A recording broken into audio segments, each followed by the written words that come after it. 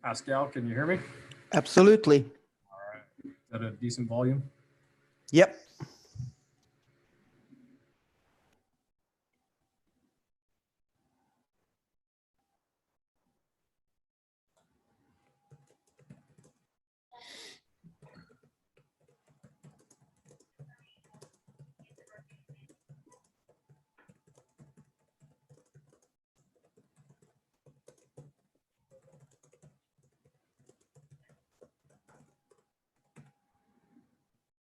And we are 1 minute out.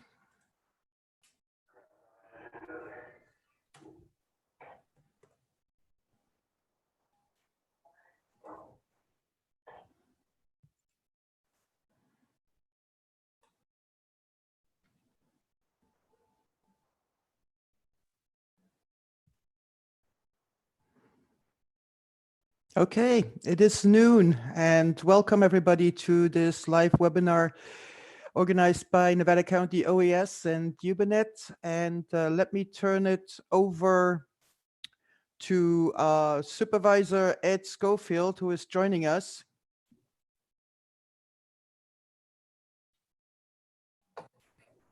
Don't forget to unmute, Ed. So thank you to everyone for attending today. I think most of us would have preferred our typical town hall public type meetings, but I'm very thankful that we have the opportunity to meet in this manner. And I want to give a special thanks to Pascal and UBNet for helping organize and moderating this today. So while COVID has dominated our minds, fire season with its threat of wildfire and public safety shutoffs is right in front of us again.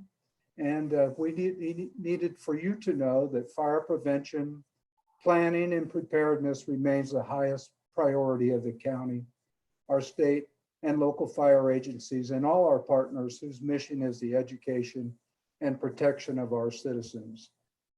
I want to give special thanks to our Office of Emergency Services, Paul Cummings and his team, as well as all of the departments and agencies participating today with this virtual meeting. These are the folks who work diligently for your protection and are the first responders when disaster strikes. And I'm not stealing Paul's thunder here, but I just want to give you an idea who we have today. We have representatives from CAL FIRE, Grass Valley, Nevada City Fire Department, Higgins, Nevada City Fire, Consolidated Fire, of course, Paul Cummings, Lieutenant Jacobs with the Emergency Operations Coordinator with the Sheriff's Department. We have Paradale, Chicago Park, Fire Safe Council, our own Public Works, Washington Volunteer Fire Department, National Forest, North San Juan Fire Department, and of course, UBNet, and I hope I didn't miss anybody. But so at this time, I'd like to turn it over to Paul Cummings, who's going to help us to become Nevada County ready. Paul? Good afternoon, Nevada County, and thank you, Supervisor Schofield. My name is Paul Cummings. I'm the Nevada County Office of Emergency Services Program Manager. I'd like to thank UBNet for hosting these virtual community webinars and town halls that allow us to continue to be connected. And I appreciate all of you tuning in today to today's Wildfire Preparedness Town Hall. We have a great lineup of speakers that'll be happy to answer your questions. We're here today to have a discussion around what it means to be ready Nevada County. We all live in the wildland-urban interface, and by now, we should all know that living here requires action on all of our parts to make sure that our community is prepared and as prepared as we can be. We have a responsibility to make sure our homes and roadways are clear of ladder fuels so that our neighborhoods have a fighting chance during a wildfire. We all have a responsibility to have conversations with our families about preparing our go bags and practicing our evacuation routes. Today, you'll hear from a lineup of experts who are here to partner with you. We'll provide you an update on the current spring and summer wildfire outlook from CAL FIRE, as well as host a discussion around COVID and wildfire first responder readiness, which includes evacuation and sheltering considerations. We have panelists from OES and the Fire Safe Council that can answer your questions about our free green waste disposal programming this spring and summer. And OES and Nevada County Consolidated Fire District are also available to answer your questions around our defensible space program and the county's hazardous vegetation ordinance. We want to remind you to get ready for those red flag days and PG&E public safety power shutoffs. Our office is in a regular dialogue with PG&E, and we've been working all year to mitigate the impact of these events. We want you to use this time to get ready for summer and wildfire season by checking your go bag and checking in with your 5 emergency allies, people who will show up for you and who you will show up for in an emergency. We want you to update your list of trusted news sources and review your family's evacuation plan. When planning for evacuation, be sure to map 3 ways out of your neighborhood and practice them. We also have representatives from the Sheriff's Department to answer your questions around evacuation. Without further ado, I'll turn it over to you, Pascal.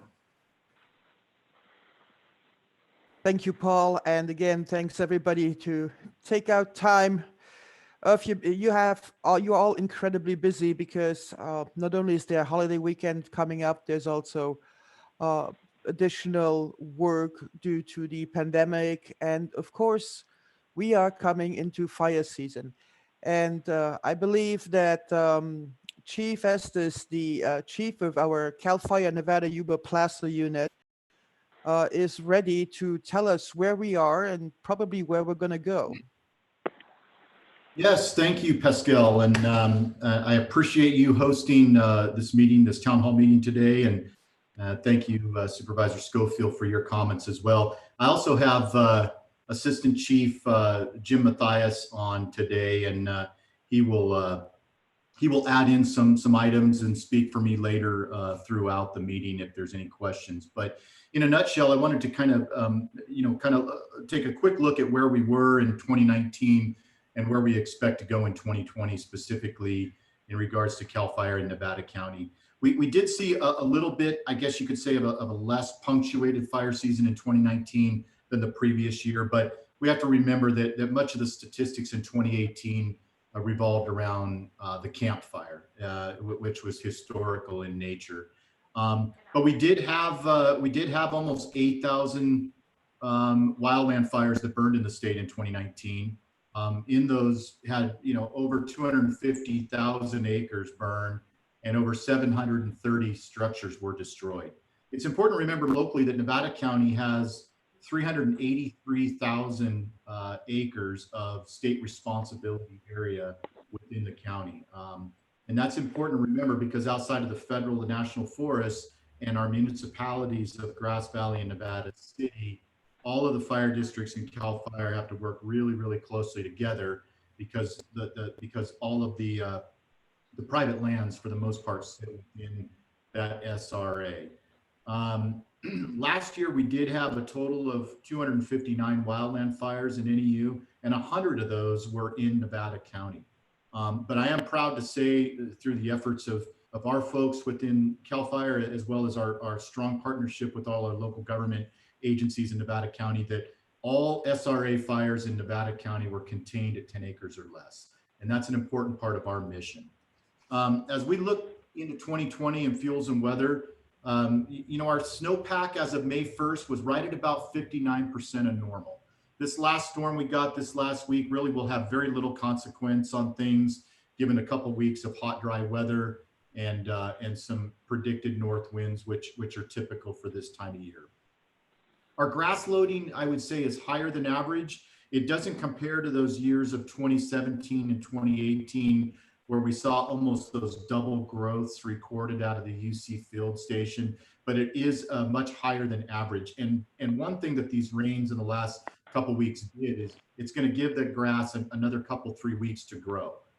And so we do expect to see that higher than average. One interesting fact that's come out of predictive services in the what we'll call generally the Pacific Southwest area of the United States is that they are predicting an increased amount of lightning, but a decreased amount of monsoonal flows, which means that the lightning we get in the Western United States is predicted to be drier in nature. And obviously, especially in our higher elevations in the national forest protection areas, that can be especially dangerous as far as an ignition source.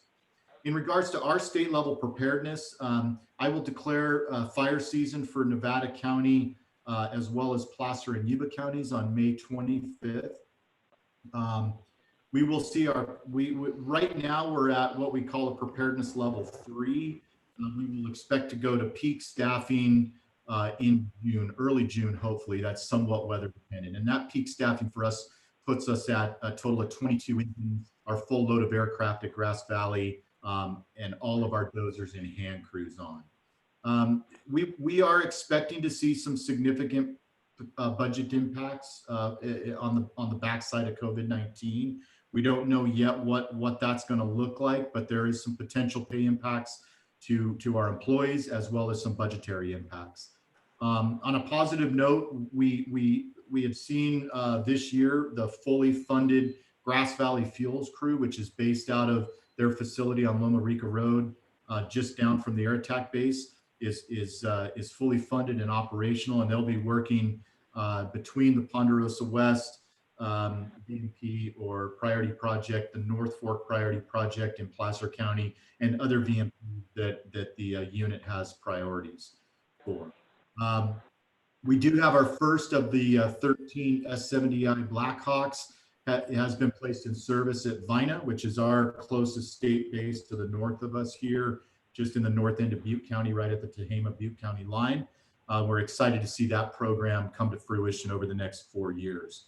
And all of our aircraft are predicted to be in service with the additional program management of the heavy air tankers of the C-130s, which we expect to see this first one flying in fire season 21. So that's kind of an overview of our preparedness level at the state side.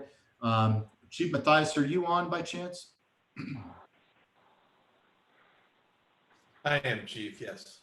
Okay. Do you want to cover some of the local fuel reduction efforts and the east side, some of those other things we talked about? Absolutely. So, of course, the Ponderosa West Grass Valley Defense Zone is one of our priority projects designated by the governor. So we've been in cooperation with the County of Nevada and the Fire Safe Council. We've been shoveling a lot of resources towards that, no pun intended. So we've had both our big iron with our masticators that are on skid steers, and also our big excavator working out there.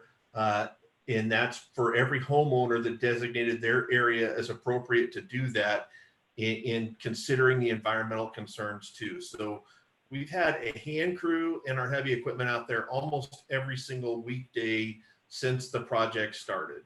So we're way ahead of schedule. Like you can see on your screen there, 859 acres treated, 661 acres of private land. We're just way ahead of schedule. That project's going real well. We anticipate the area that we can contribute to with our inmate crews probably being done within a month, 2 months at the most.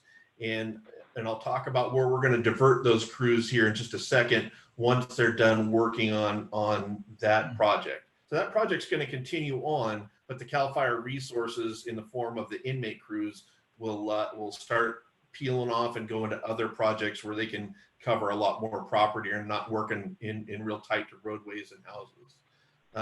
So that project, once completed, is going to protect over 3,000 residences. That's why it's called the defense zone for Grass Valley, because it's defending the city of Grass Valley against some of the major wildfires that could threaten it.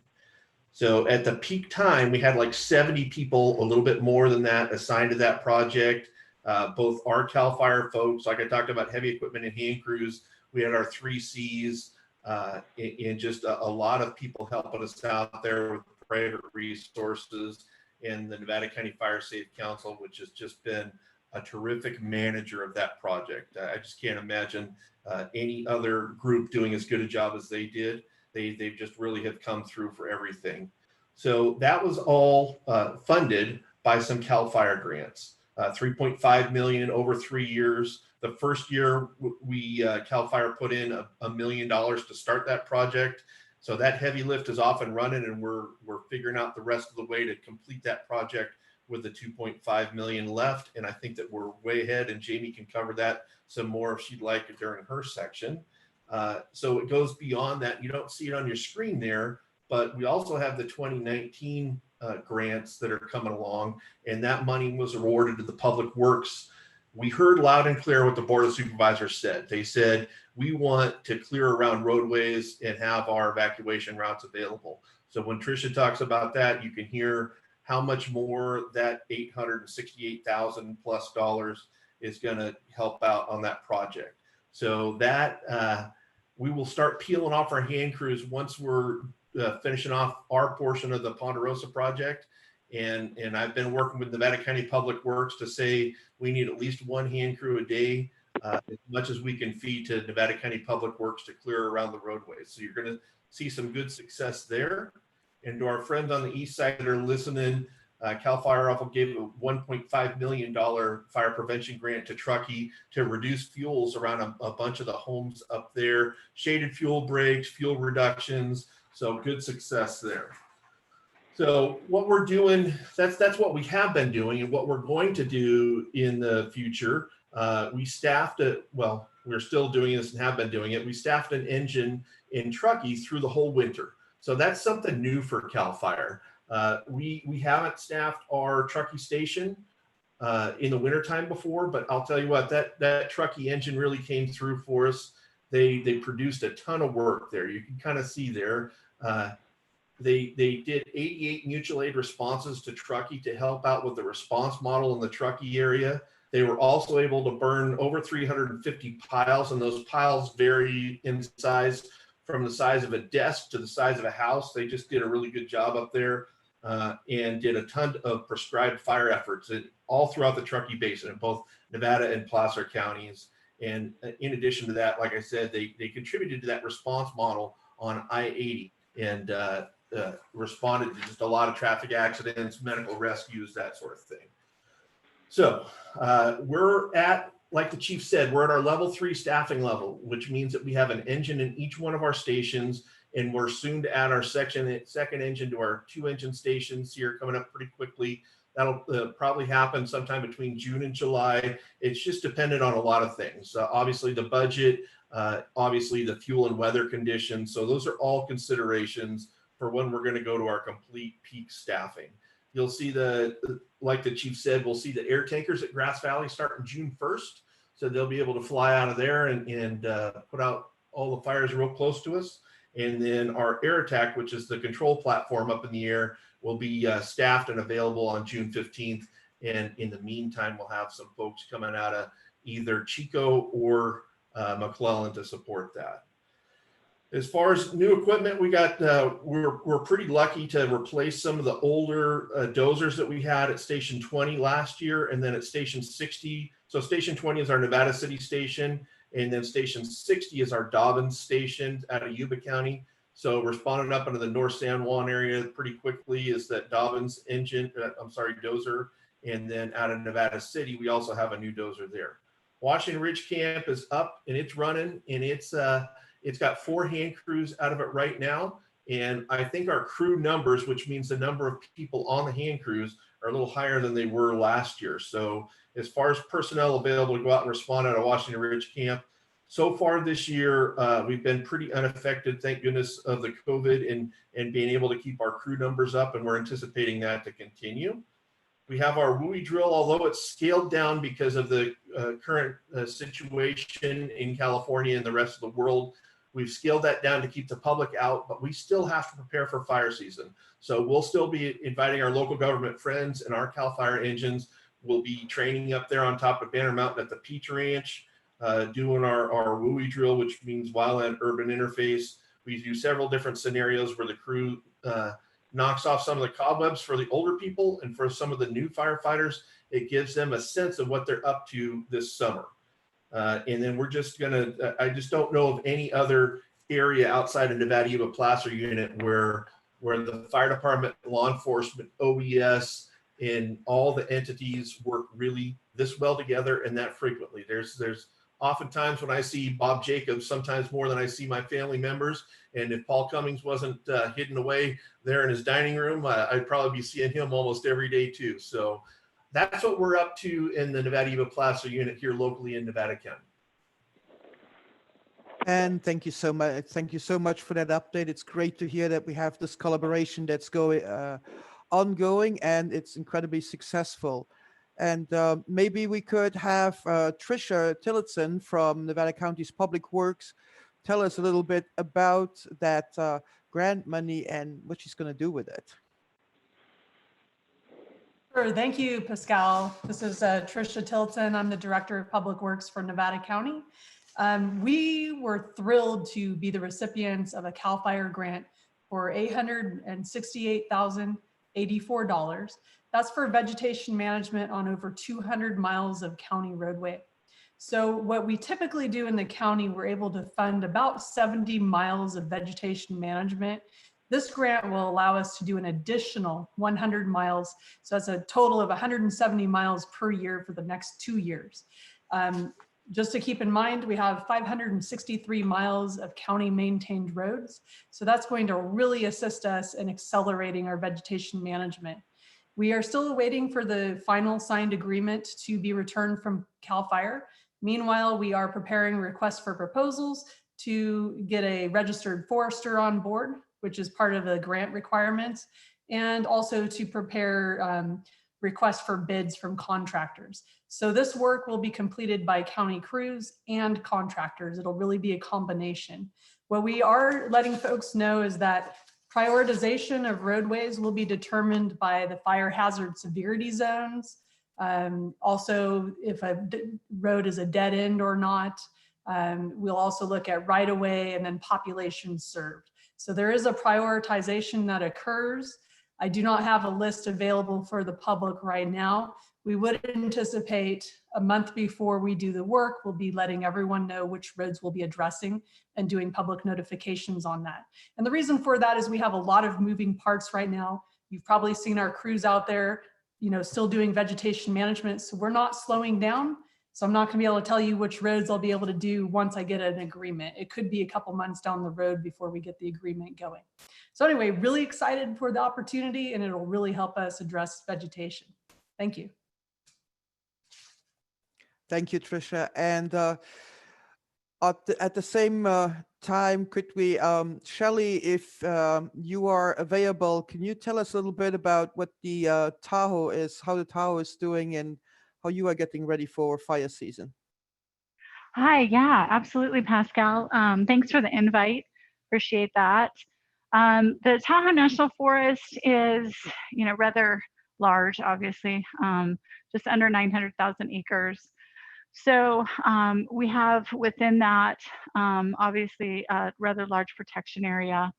Looking at what we're having this year so far, what we're looking at in terms of predictive services and what's coming out through there is really our significant fire potential that our Northern Area Coordination Center has sent out for our northern area doesn't really start to happen until we get a little deeper into June. This last bit of rain definitely put a little bit of a damper and bought us a little bit more time in terms of when we'll start to see things really heat up on the forest and go into more extreme fire behavior. So for now, we're keeping on, we're looking at things really closely. Obviously, we had fairly insignificant amount of snowpack.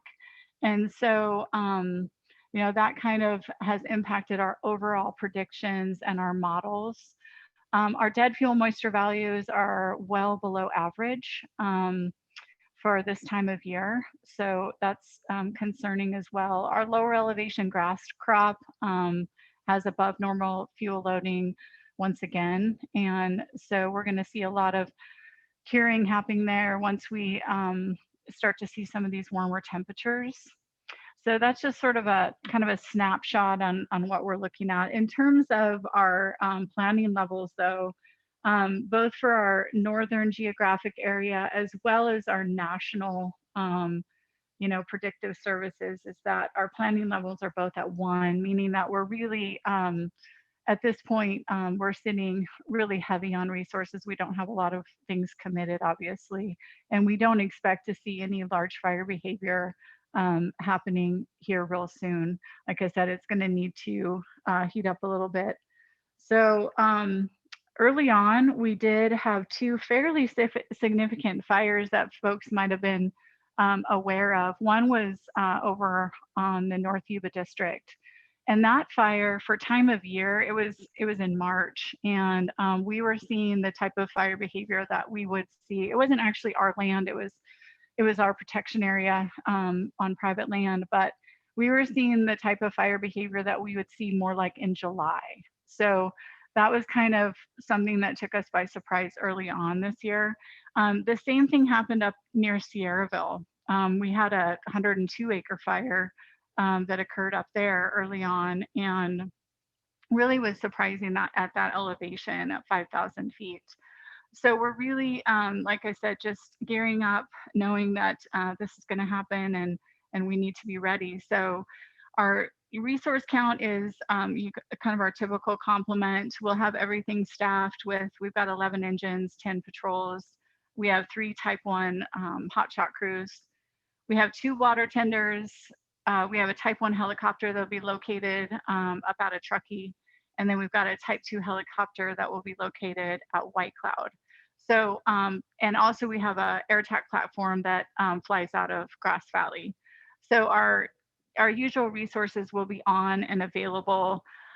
Most of our folks, though, did not get onboarded fully until this coming up week. So we'll have the majority of our resources onboarding this Monday. So should be available and ready to go after they do some of their required training. They should be available in a couple of weeks after that. So this reprieve with getting a little rain was actually helpful for us. One thing too that I wanted to mention to everyone is that our regional office has made a decision to go into a regional fire restriction order. We haven't seen it yet, but it should be coming next week. And really that was sort of kind of brought on just because of what's happening with COVID, and just we're trying as much as we can to minimize any type of fire starts that would get away from dispersed camping and folks that are out in the woods that maybe walk away from their campfire and don't put it out fully.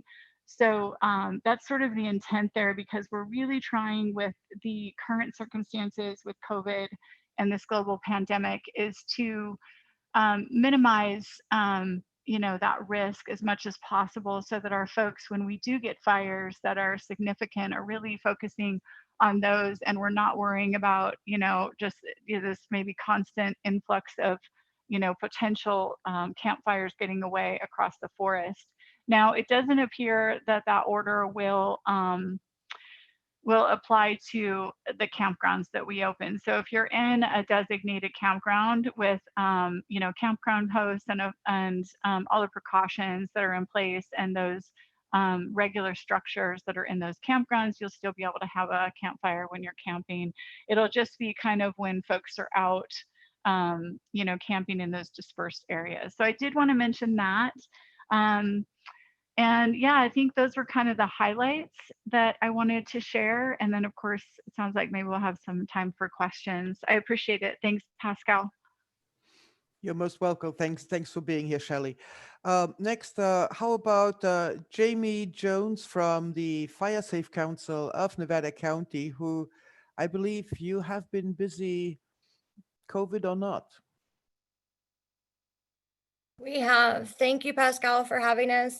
Fire Safe Council has been really busy this past week as we've started the kickoff for our 2020 Green Waste event in partnership with Nevada County Office of Emergency Services and Northern Sierra Air Quality Management District. So we'll be running the event for 6 weeks. I'm sure that Paul will also be updating in his portion. But despite the weather we had this weekend, we did have to shut down our Alta Sierra location. It got really slippery and muddy.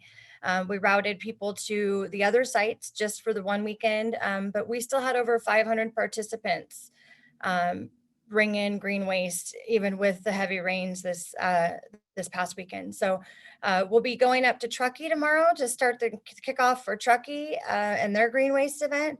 And we'll continue to run our chipping program 5-6 days a week at this time.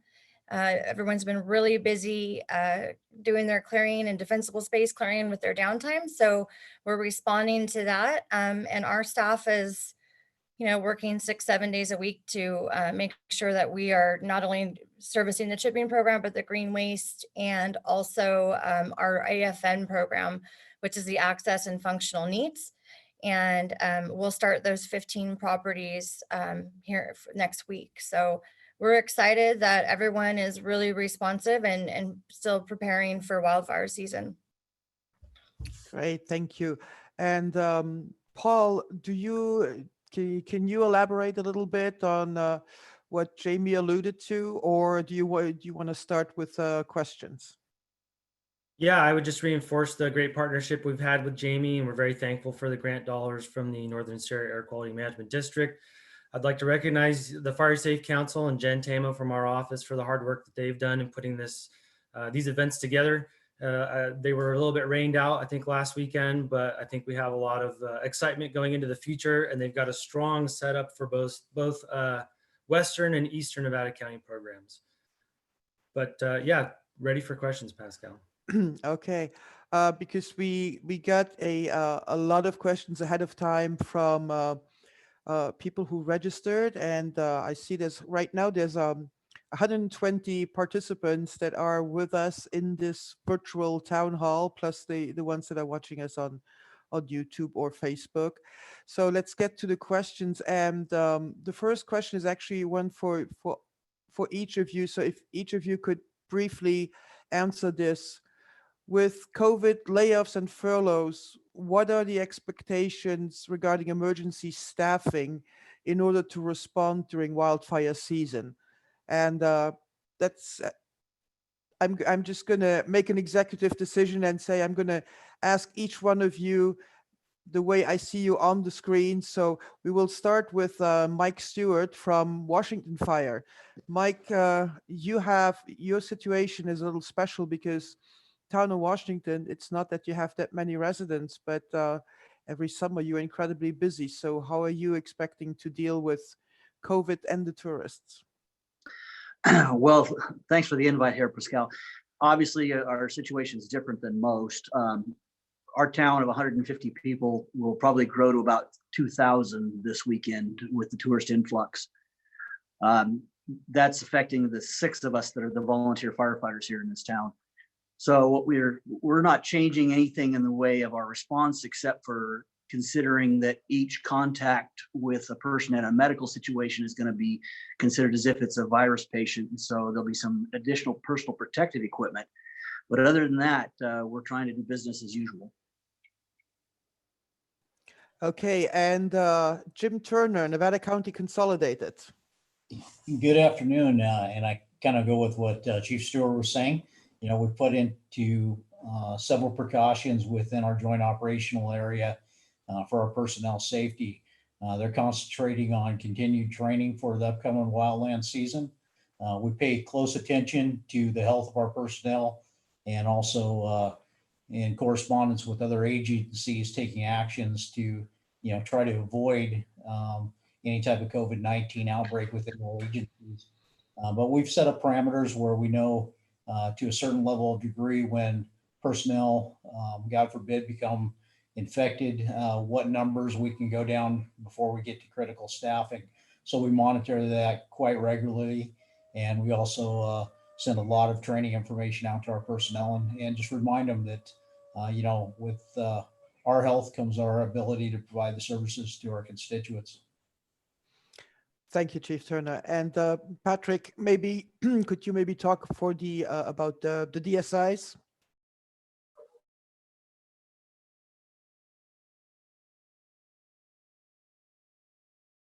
Patrick Mason, can you hear us?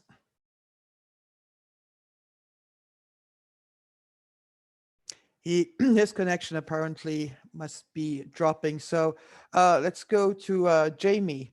Jamie, how's the Fire Safe Council dealing with COVID?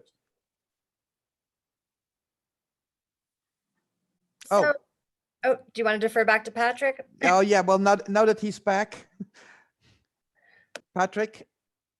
As for COVID, I'm going to go ahead and defer to Lieutenant Jacobs for that. Well then, Lieutenant Jacobs.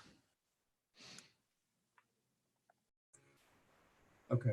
If you're talking about COVID precautions as far as the DSI program, is that the question? Yes. Okay. Yeah. So we had to temporarily halt our program amid COVID and all the governor's orders that came out. So we actually took our one full-time defensible space inspector and we rolled him into our emergency operations center objectives. He became an intelligence gatherer for us, which was great. He was able to work remotely, much like most of the rest of the EOC staff. We have since brought on another temporary defensible space inspector. His training program was designed around physical distancing. We did his academic training program in a large conference room. We utilized technology to help keep the spacing. He's been given the keys to a completely separate car.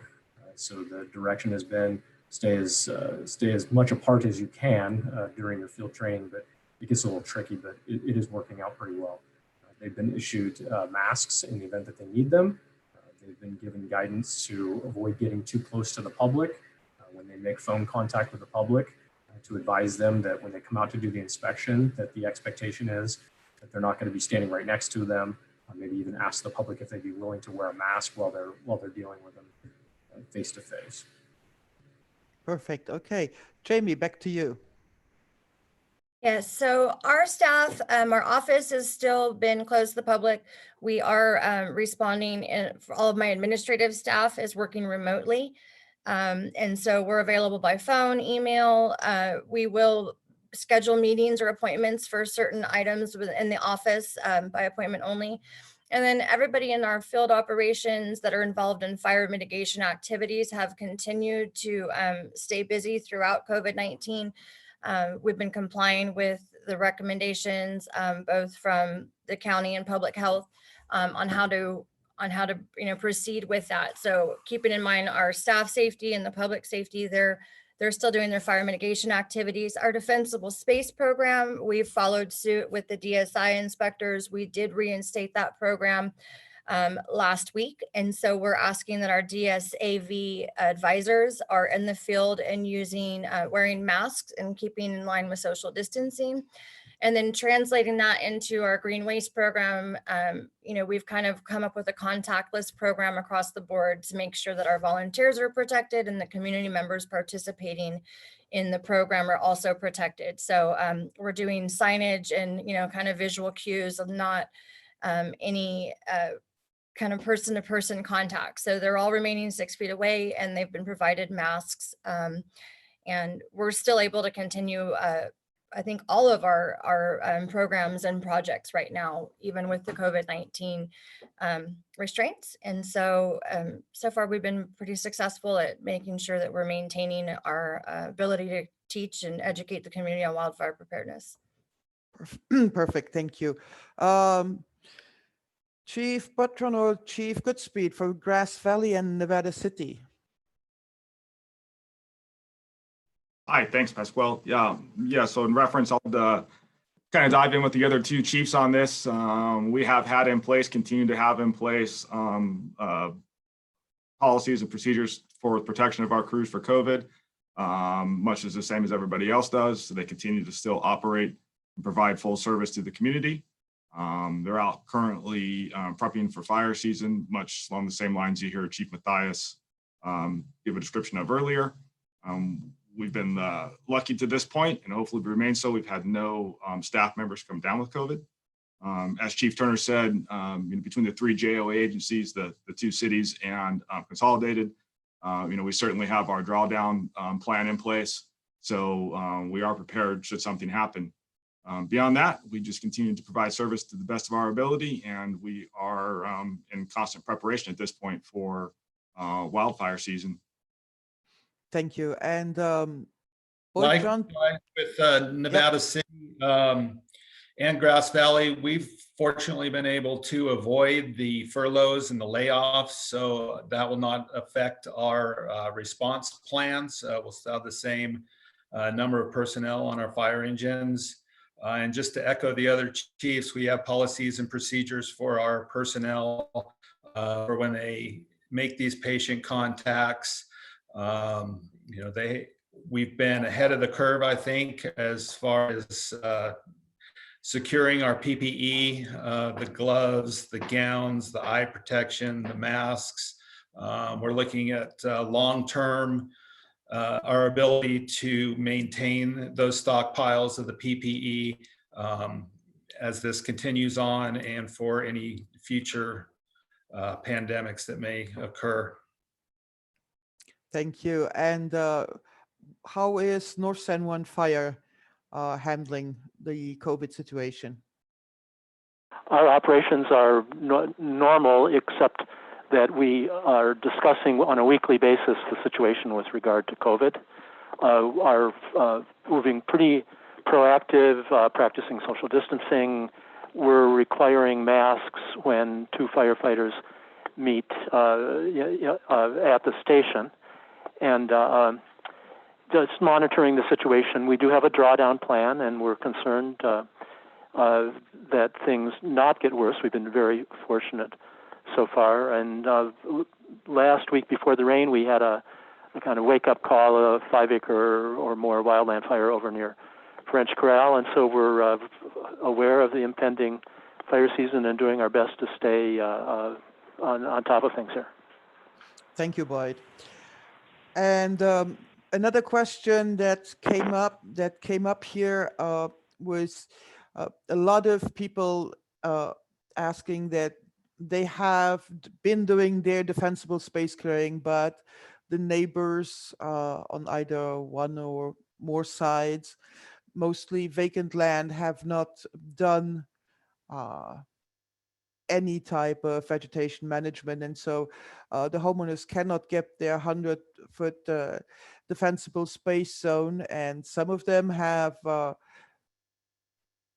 talked to the neighbors, filed complaints. And so who wants to take it and generally address what the mechanism is if you, after talking to your neighbor, you cannot get your 100-feet defensible space if the adjacent parcel is a vacant parcel?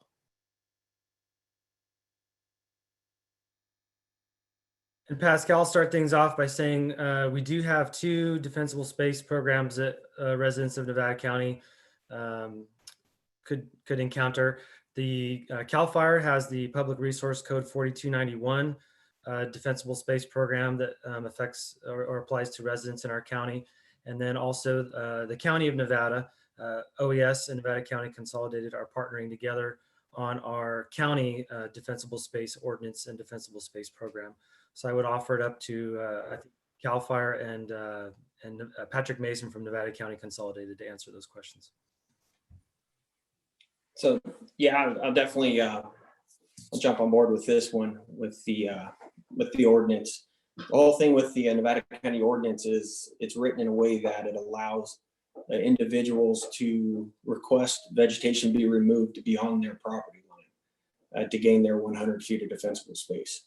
And as mentioned, first and foremost, we always encourage neighbors to talk to each other, see if they can't come to an understanding and work together to remove that vegetation. If that can't happen for whatever reason, it could be property owners that live out of state. You don't know how to get a hold of them. You can file a request for an inspection through Nevada County OES. And with that, it will end up with the defensible space inspectors.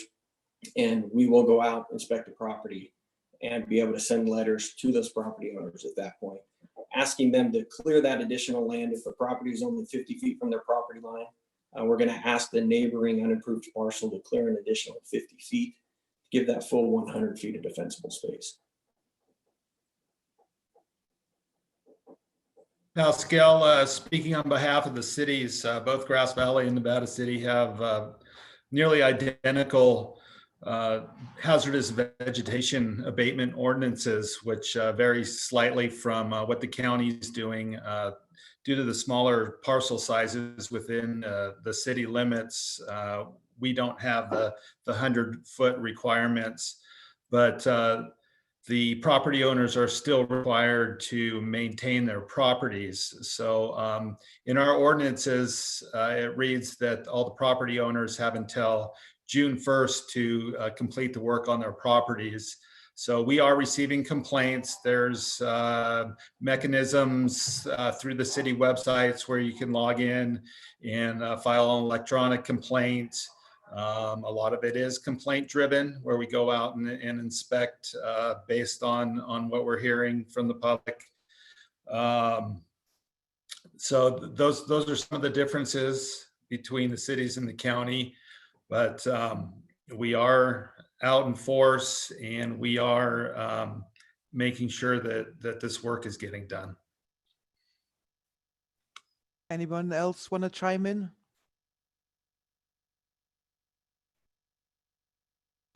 Okay, then the next question is, many in the local area have canceled homeowners insurance or face continuing hikes in rates on existing policies. Even though the property has plenty of defensible space, any idea how homeowners can get a break on the insurance, or are there any mechanism, any help available? What could, for example, Nevada County do? And maybe Ed, could you maybe take that one? And I'm sure that Jeffrey has some documents as well. Yes, thank you, Pascal. This has been very frustrating, but it is still at one of our priorities working on this. I recently testified on an assembly bill by Assemblyman Wood out of Sonoma County. And as you know, Sonoma and Napa went through the large fires of 2017 and again last year. So this bill was kind of focused on post-wildfire and those issues. But we testified and we spoke in favor of it. There were some things that could be helpful as far as the people getting on the FAIR plans. And we're actually going to be approving that letter at next Tuesday's meeting. We'll bring that up at the full board. And one of the things that says, while the bill does not express the board's some of the issues that we've had as far as our own homeowners here,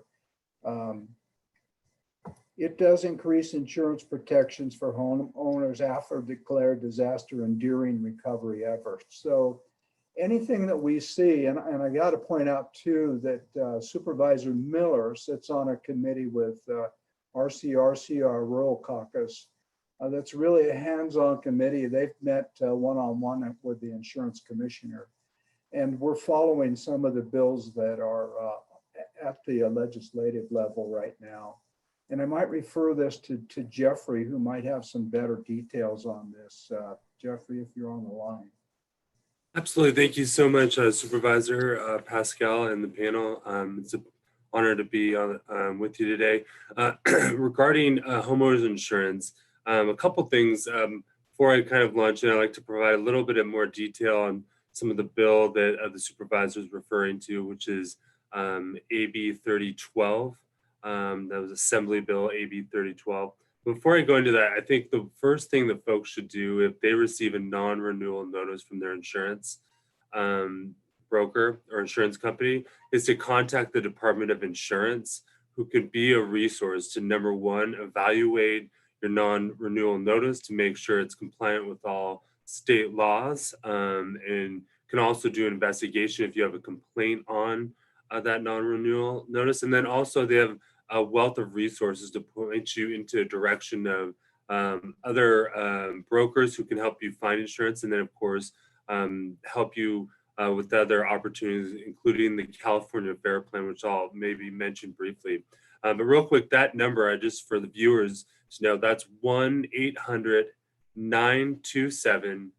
4357. Again, that number is to the Department of Insurance, which is 1-800-927-4357. So that's number one, the first thing people should be writing down and getting ready if they're struggling to find insurance, if they're losing their insurance, or if they feel that their insurance is just way too high. We're seeing premiums skyrocket throughout the county as well as the state. So real quick, just a little bit of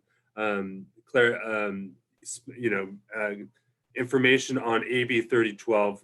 What that bill does is, as the supervisors mentioned, it really helps address challenges for post-recovery. So in 2017, when we saw over 30 homes destroyed in the wind complex fire, a number of folks obviously had to rebuild, and there was a number of administrative struggles that occurred.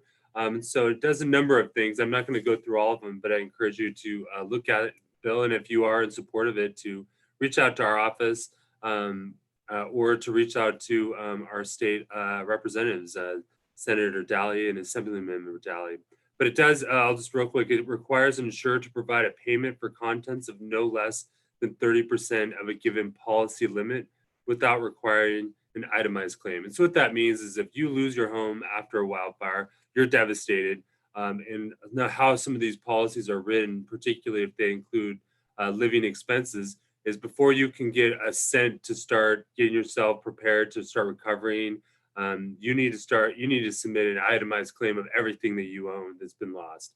That is a major struggle. This bill actually addresses that and says, nope, you can get 30% of what your policy entitles you to before, and then after that, you can need to start submitting itemized claims. We thought that was really helpful, particularly from the feedback that we heard from folks who are recovering.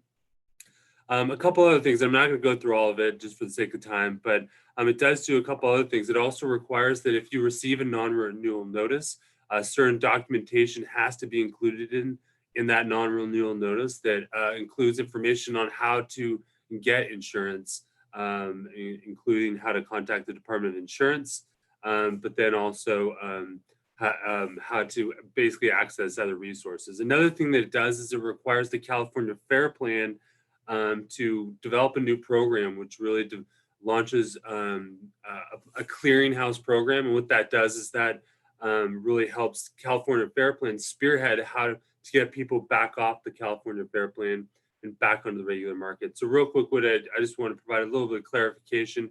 The California Fair Plan is kind of the last, if you can't get insurance, you can get insurance through the California Fair Plan. However, what the California Fair Plan only provides certain coverages for wildfire, but doesn't cover all of different coverage that you would anticipate that you would need in a normal homeowner's policy. So you would need to get a difference in conditions. That's called a DIC policy. So the idea is that the California Fair Plan is really a safety net, and they do not want you to be on the California Fair Plan forever. They want to get you back into the regular market where you have better coverage. And so a couple of things I just want to mention about the California Fair Plan, they're important for folks to know, that a lot of folks don't know, is number one, the California Fair Plan. If you have to take the California Fair Plan and you're able to, let's say you take a policy for the year, but you're able to find insurance and through another normal insurance that's better insurance, you can leave the California Fair Plan without penalty. You'll only be charged for the exact days that the policy was active. There's no penalty for leaving the California Fair Plan. Also for our renters, primarily our realtors and folks who are purchasing a house who may get caught in a hard place if they can't get insurance, the California Fair Plan actually offers an expedited escrow program. So they can get you fire insurance during that escrow period within generally 24 to 48 hours. So that's an important program that folks need to know. But the other couple of things I just want to mention on what the county is doing, this is obviously a pivotal problem for our homeowners, is we are also really looking into some other bills that are being proposed. We don't have positions at this time, but I encourage folks to look into them. One of them is Assembly Bill 2167. And this bill actually creates a certain methodology in terms of how to allow for insurance companies to increase their coverage in a certain way, which would require them to provide insurance in certain high-risk areas, including ours. And then another bill that's being closely looked at is also Assembly Bill 2367, and that's Gonzalez's bill. And this is bills endorsed by the insurance commissioner, and this is making certain mandates for the insurance industry. So we're doing looking at a number of those things, and then working with our legislative representatives to really make headway on this issue. But by no means is this issue addressed, and by no means we do have a long ways to go. So of course, if there's further questions, I'm happy to elaborate further. Thank you. Thank you, Jeffrey.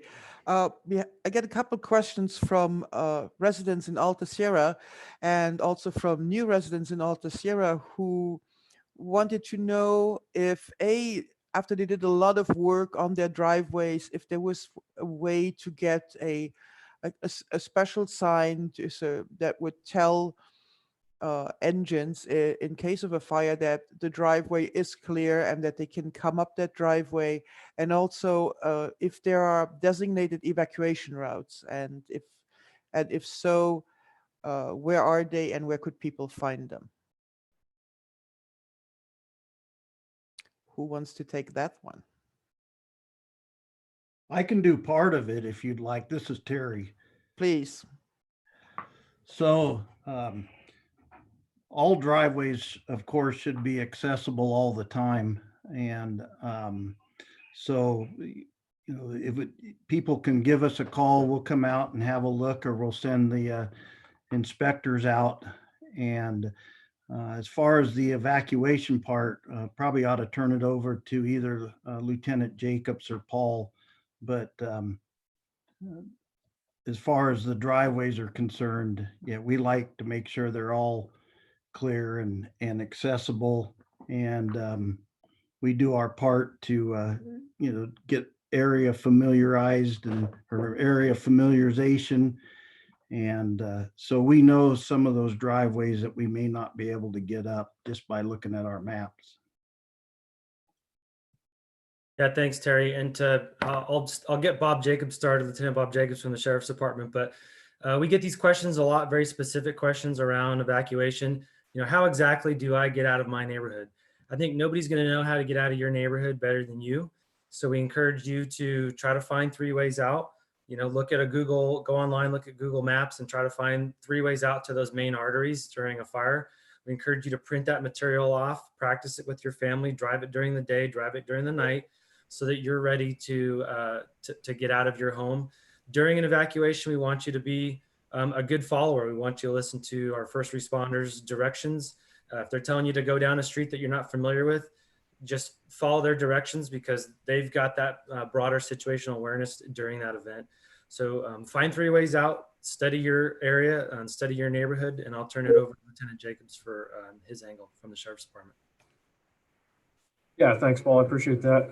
Yeah, speaking specifically to Alta Sierra, we knew that question was coming, so we spent just a brief couple of minutes looking on the internet, and we actually found on Nevada County Fire Safe Council's website, they have a link to a map for the greater Alta Sierra Firewise community. They actually have a map on there that shows those arterial routes in and out of Alta Sierra. So that's a good starting point. But to dovetail off of what Paul said, the best thing to do is know those routes personally. Go out there and drive those routes so that you're familiar with how tight those roads are, where those roads actually put you out on. Don't just rely on a map, but actually build that muscle memory and go out there and physically drive those routes, because driving those routes on any Saturday, that's going to be your optimum condition. You have to remember that during an evacuation scenario, there's going to be a lot more traffic on the road. There could be smoke in the air. So you want to be as familiar with those routes as possible. So that probably is the best advice that we can give people is get a map of your area and really study it. We're happy to sit down with you and go through that with you. But just getting a map and becoming familiar with your own neighborhood and your exit routes is probably the best advice. And while we're on the subject of defensible space inspections, we got a question: who can people call to actually get one of the defensible space inspections? Is that something that has to go to the county? Can the local fire department do that? I can handle that one too, if you'd like. Please. So there's actually two different routes that you can go. I think this was talked about briefly early on. The county essentially has a couple of different programs. The Fire Safe Council has their DSAV program, their Defensible Space Advisors. Those are volunteers that actually spend their time going out and educating the public on how to achieve that defensible space. They work pretty closely with our county defensible space inspectors to make sure that we're aligned in our goals. They've studied our ordinance so that they know what the requirements of our ordinance are. You can contact the Fire Safe Council and they can put you on schedule to have a DSAV come out. Or you can contact the county. You can go online. You can visit OES's webpage. There are links that will take you into the site that will allow you to file a defensible space complaint. You could either file a complaint on another property or you could file a complaint on yourself, essentially, requesting an inspection. You could also contact us by telephone at OES, and you could request that one of our inspectors come out to your property and take a look at your property and help educate you and what the defensible space is and what it's going to take to achieve it. Pascal, within the city limits of Nevada City, if a property owner requests a defensible space inspection, they can call the Nevada City Fire Department and we will come out and conduct one for them. Perfect. And speaking of Nevada City, we have a question.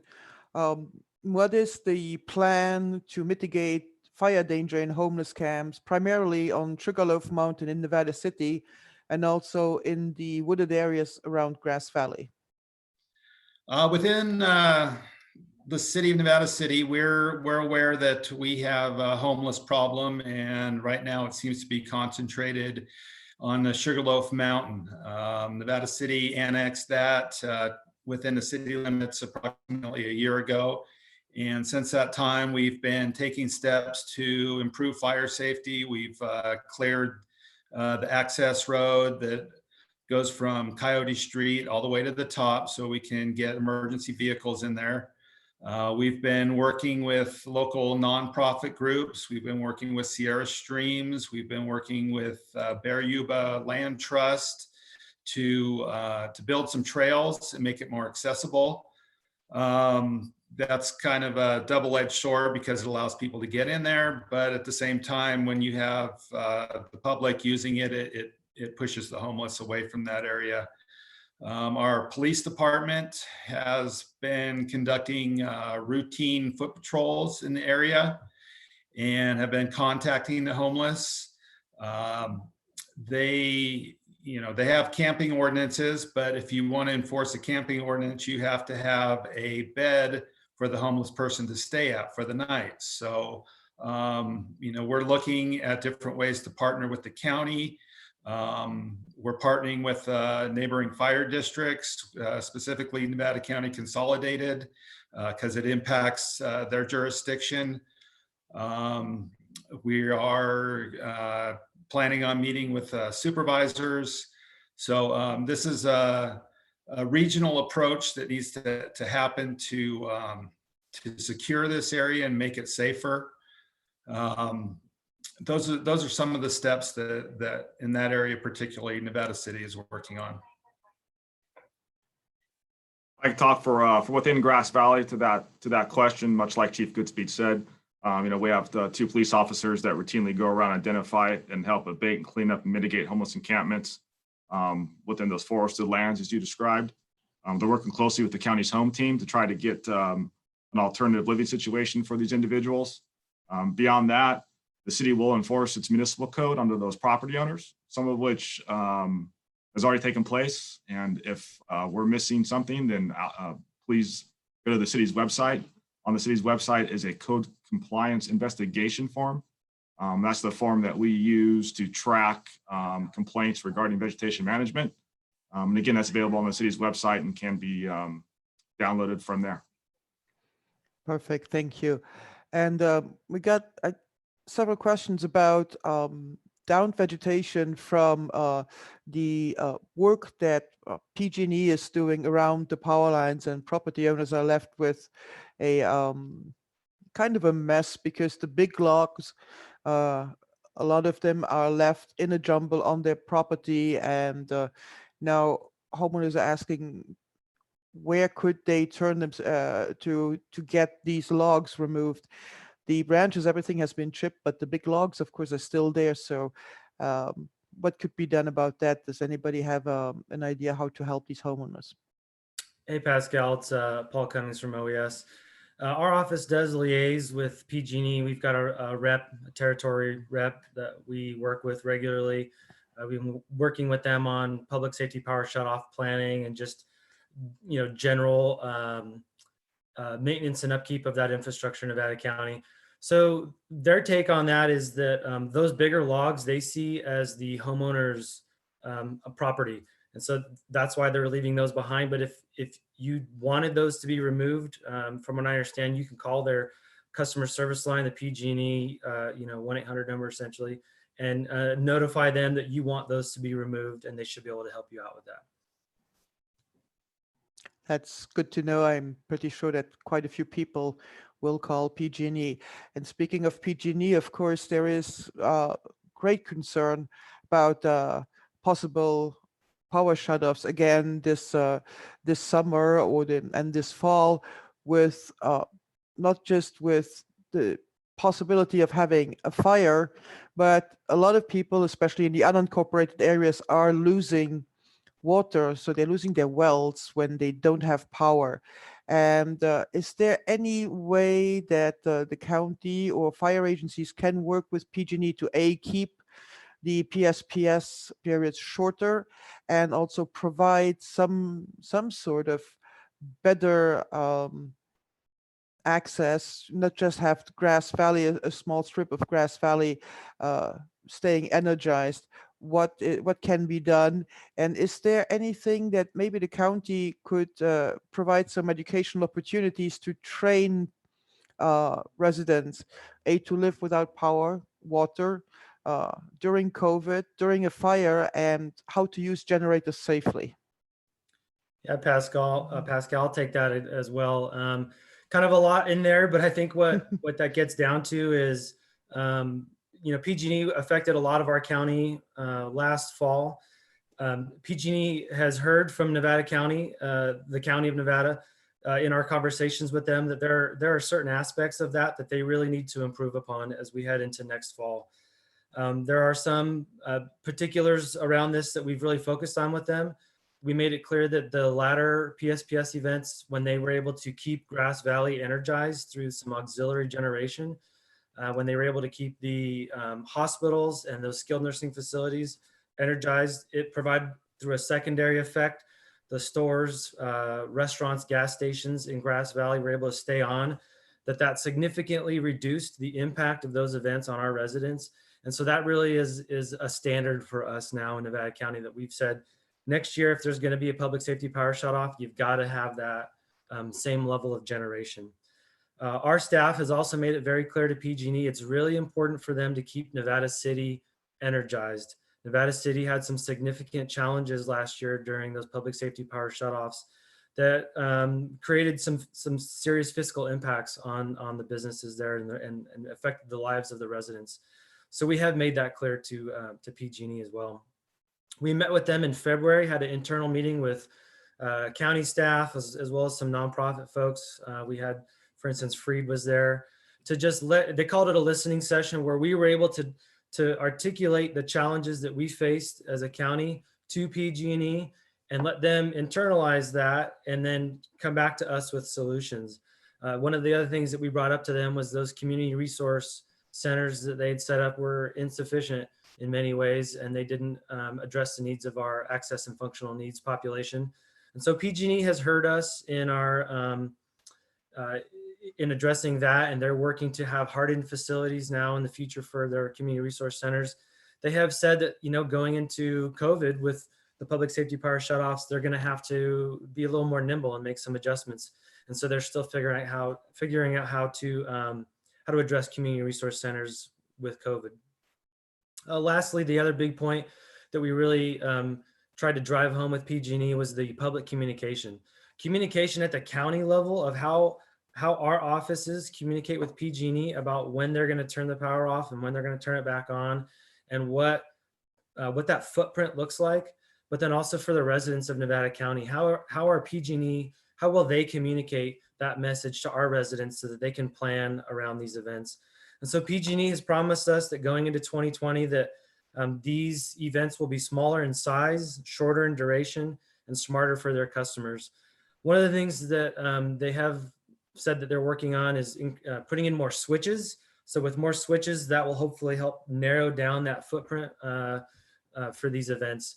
But it takes me back to kind of an all hazards approach that we take in the Office of Emergency Services, is that a lot of the outreach and education that we do, and in fact, the information that you can find in your Ready Nevada County handbook, that the new version will be going out shortly, and I think that our updated 2020 version can be found online, is to take personal responsibility for yourself and your family through things that you can do. Like we've already mentioned, being ready on those red flag days, signing up for Code Red, making sure that your personal effects and your plan are in order. Getting a generator to prepare for public safety power shutoffs. If you're dependent upon commercial power for essential services like water, we recommend trying to get a generator. If you're not comfortable running a generator, PG&E has generator safety information on their website. Our Ready Nevada County handbook that's going out will have information on safe generator use. So things that you can do to provide for yourself. That's all I've got on PG&E, and I'm open to any questions you have, Pascal. Yeah, and I see that Jen has just posted the link to the new 2020 Ready, Set, Go guide in the webinar chat, and I encourage everybody to download it because it's really an excellent resource. On a personal note, PG&E has reached out to the media as well with promising with better communication, and I would only hope that it's true, because last year we were asked by them where we got the map for one of the PSPS events, and I pointed out to the person that it was on their website, but that was a typical case of the left hand not knowing what the right hand did. But hopefully there will be better internal and external communication. And speaking of communication, and maybe I don't know, probably a question for OES in general, and maybe also for Jeffrey. Communication in case of emergency. How is Nevada County and also the agencies? How will you get emergency information out in case we have another event like the wind complex, which was in the middle of the night, and even though it was a well publicized red flag day, there were a lot of people who were unaware and also unprepared. So what's the communication going to be? Yeah, Pascal, I'll start us off with that. Again, I keep deferring back to our Ready Nevada County handbook, but there's a great page in here that talks about where you can get information in Nevada County to stay connected. But I look at this as having multiple safety nets. You don't want to rely on one thing. You want to rely on multiple sources of information so that during an emergency, if one of those safety nets fails, you have other safety nets to fall back on. So I'll start with our Find Your Five plan, and that's essentially finding 5 different people in your community. I'd say some of them should be on your street, but some of them should maybe even be a county over that you rely on and connect with around emergencies. So that if they see something on Ubinet or on another news or hear it on the radio, that there's an emergency in your area, they can pick up the phone and call you and say, hey, I just heard there's a fire in your area. You might want to get your stuff together and get out. So first off, relying on that network of 5. I would advocate for signing up for Code Red, which affects all of Nevada County, but also if you're in the Truckee area, signing up for Nixle, which is a opt-in alerting system. You can sign up online on the readynevadacounty.org website. You can also call 211 and they'll walk you through the sign up process. I would recommend you sign up for a managed account. That way you own the login and you can see what information Code Red has for you, and you can add as many email addresses and phone numbers as you would like. So Code Red is a system that our first responders, our incident command, whether it be fire or law, will use to notify you of an event in your area and then give you an evacuation warning or an evacuation order. Many of you probably got that Code Red notification around COVID that we sent out, I think that was in March, to notify you of some of the resources that were available. So that was just a good opportunity to make sure that your Code Red is working and functioning. And then lastly, a major safety net is just the media that I've talked about. And there's numerous options listed in the handbook. So whether that be online media through things like Ubinet or just the radio with KNCO and KVMR, having a hand crank or solar powered radio that you can use if the power goes out, or even if you're in your car, making sure you tune in and increasing that readiness level on those red flag days. So before the event even hits, when we're in wildfire season, knowing that if there is a red flag tomorrow or there's a red flag today and you didn't know about it, making sure that you stay tuned in to those trusted resources so that you're ready to go when you get notified. And as an add-on, we have a question. So when PG&E power shuts down, Comcast cable service also goes out, leaving a lot of people without internet access. Is there a way that Comcast could be persuaded to use generators to actually keep their remote terminals and routers powered so that people can actually have access? And I would say that that's probably also valid for other providers, be that AT&T or Verizon's, because every once in a while we have even the cell towers go out. Yeah, and the short answer, Pascal, is that from the OES office, we would certainly like to see that those private industries do that, but we can't mandate that they do that. That's going to be something that'll have to come down from the CPUC. But we certainly encourage, if you're a Comcast customer and if you've had that issue in the past, connect with them and see if they can help you answer those questions around, how robust is that system and what are they doing to provide longevity during an event like that. And so again, I would say try to not be dependent on one thing. Try not to be dependent on just Comcast. Try to have maybe a different cell phone carrier or a hardline phone, or again relying on your neighbors to come tell you, and hopefully they're not on Comcast as well. Spoken like a true urban dweller, because let's face it, we have a lot of people that live in the unincorporated areas, and I know from personal experience that there is one service provider in a lot of the areas. For us, it's AT&T, and when they go down, not only do we not have cell phone service, we don't have internet access, and then the landline goes down too. So diversifying providers is definitely a good idea, and it's highly recommended if it's an option. If not, the Find Your Five is one thing, but could maybe one of the fire agencies speak to the fact that if you are one of the five for someone else, that doesn't mean that if there is a fire, you are supposed to drive to their place and knock on their door, but leave that to the professionals? That's correct. We'd rather, and I'll let Lieutenant Jacobs chime in too, but I think we would rather have that one of those people notify our dispatch centers that there's an issue or a concern, so that we can go out there with the proper equipment and check it out.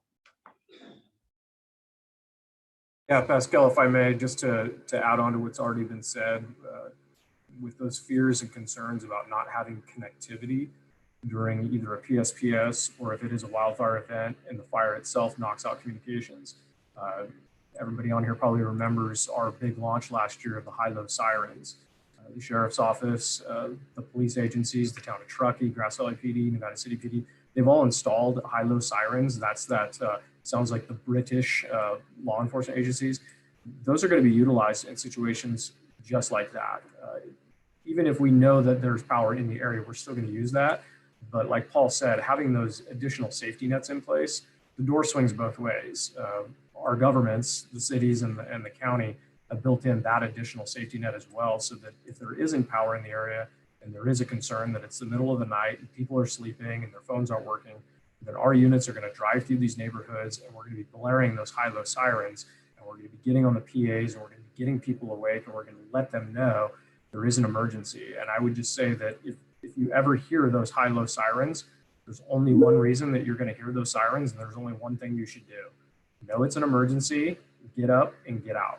Get your go bag, get into your vehicle, and start heading out. And that's when it would be a good time to turn on the radio in your car to start building up that situational awareness of what's going on. But if you hear those high-low sirens, understand that we don't test those in neighborhoods. There's only one reason we're going to use that, and that's if there's a life-threatening emergency.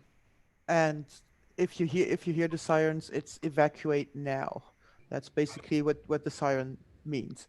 And speaking of situational awareness, to all the agencies, are you going to use the red flags again on red flag days?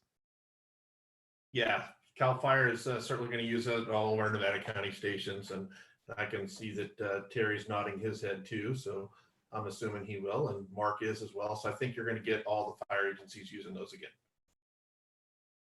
And they will also be flown at the route center? That's right, Pascal. Yep, we'll have them out there as well.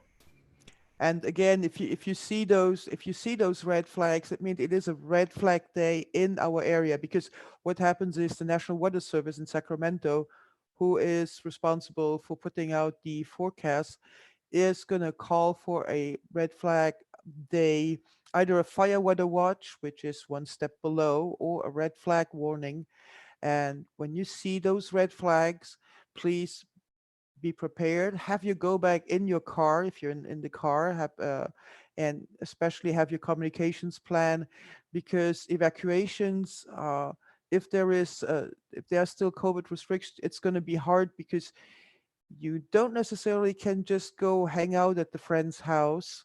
Or also for mass evacuations, I'm pretty sure that there are plans in place how to safely social distance large groups of people if and when that's necessary. So, for example, if the fairgrounds were to serve as an evacuation spot for a large number of people, I'm pretty sure you have plans in place.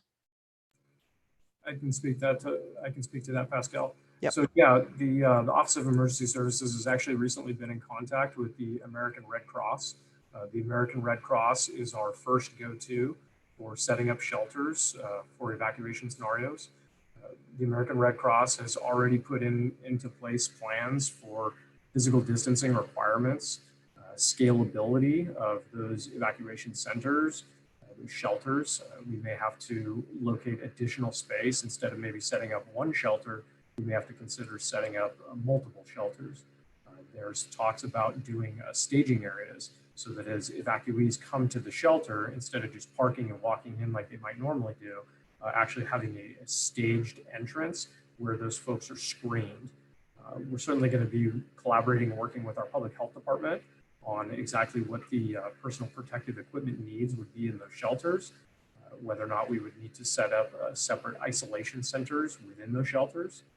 But absolutely, those conversations have certainly been taking place, and we are planning for that in the event that it does happen.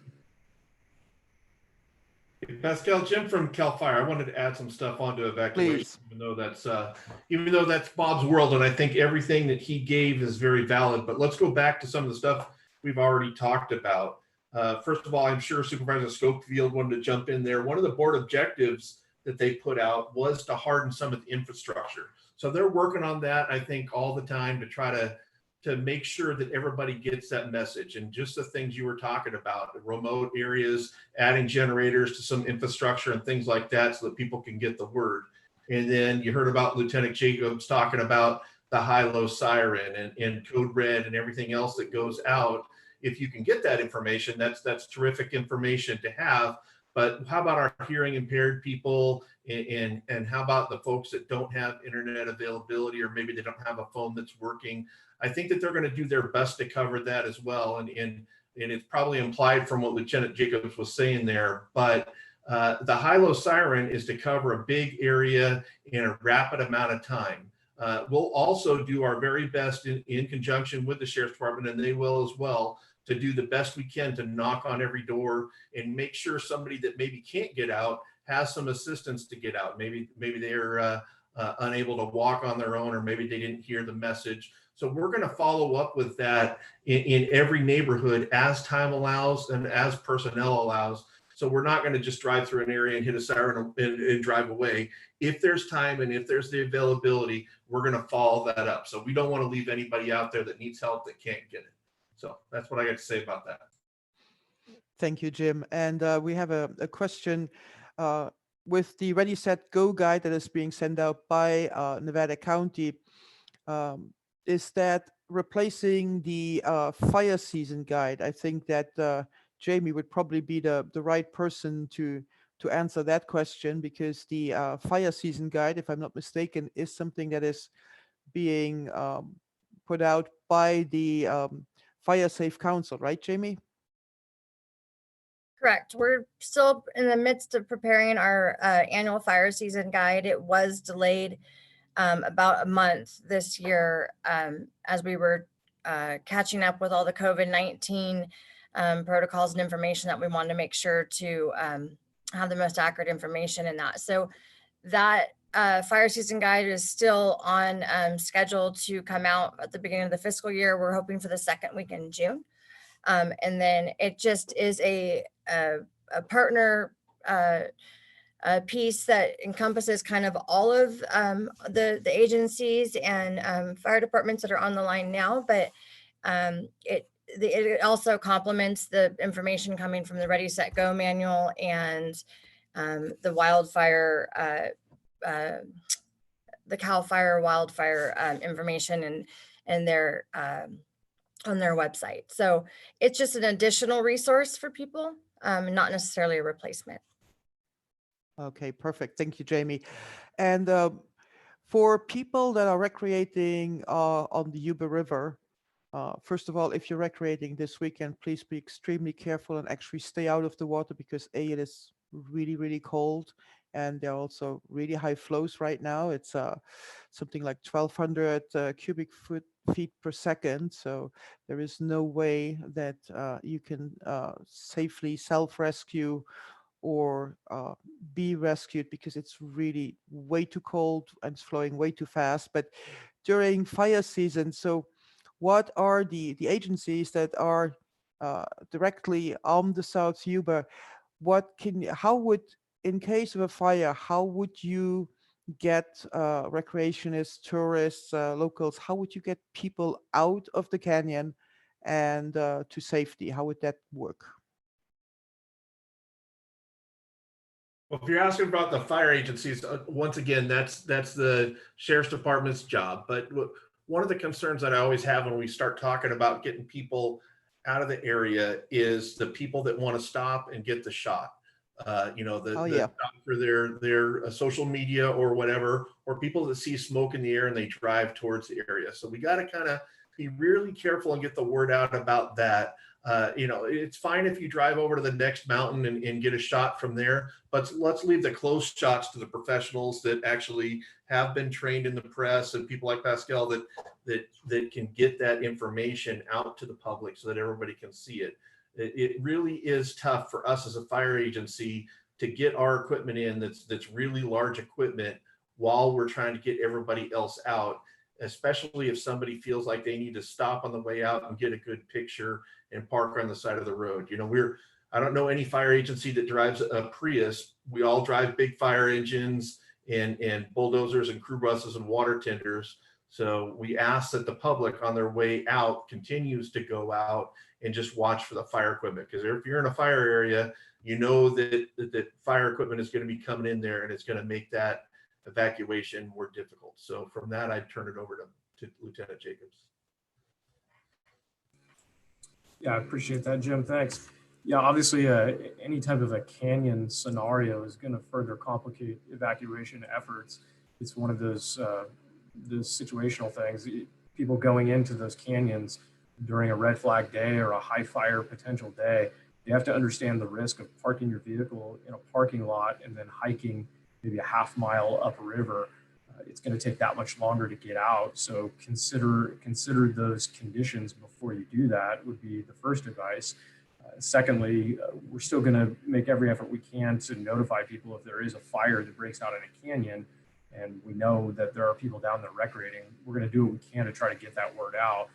If there's air assets available, like a helicopter, maybe able to have a helicopter fly the canyon and use their PA to put out those types of notifications and get people moving and get them out of the area. With everybody being on foot naturally, it's going to take that much longer to get out of the area. Anybody else want to chime in on that? Okay. Another question is, we were told to lay rice straw over our undeveloped landscaping to diminish weeds, grasses, and to prevent compacted clay and mucky clay in the winter. Is this wise because of the fire hazard? And what is the defensible space that we need if there's rice straw is being used? Well, that's a tough one, right? It's a balancing act between whether we put something down to keep the vertical alignment or we have something like grass and straw that's a horizontal alignment. It's definitely a balancing act. And if you need some help with that, don't be afraid to call our defensible space inspectors to get some information. Stop by the fire stations. All of the fire station, whether they're CAL FIRE or local government, will have good advice for you. And then certainly like I said, the defensible space advisors from Nevada County also can help out with your FireWise coalition. So that's just really good advice. As far as what you can have around your house, I think science has proven, and hopefully the word has gotten out, that anything within 5 feet of your house, you want to have as non-combustible as possible, because that's where embers have a tendency to land. And even in the old days, we used to say, hey, put some wood chips down because it's not a vertical alignment, it's a horizontal alignment. Well, that's still a pretty receptive fuel bed in July when it's 103 degrees in a north wind that's going to fan that to start your house on fire. So we want to keep anything within 5 feet non-combustible. And then, of course, we've all heard about the 30-foot and the 100-foot zone around your house. I think once you get beyond the 30 feet, then the horizontal alignment of some grass and straw being laid out to reduce the annual grasses, that might be a consideration. Just it's a lot better, in my opinion, to weed eat and to keep that stuff down than to put products like straw down that can get dry and become a receptive fuel bed. So those are some thoughts. Anyone else? Thoughts on rice straw and clay? Okay, moving on from that, the question is an HOA who 25 homes bordered on the downhill slope by 12 acres of common HOA forested land. Who can provide a creditable fire hazard assessment and fire mitigation recommendation for the common area? And there's also a question that on the other two sides of the development, the neighboring properties are thickly forested with major ladder fuels and absolutely no clearance. And what can an HOA do? But first, where could an HOA or another group of homeowners, where can they get a fire hazard assessment?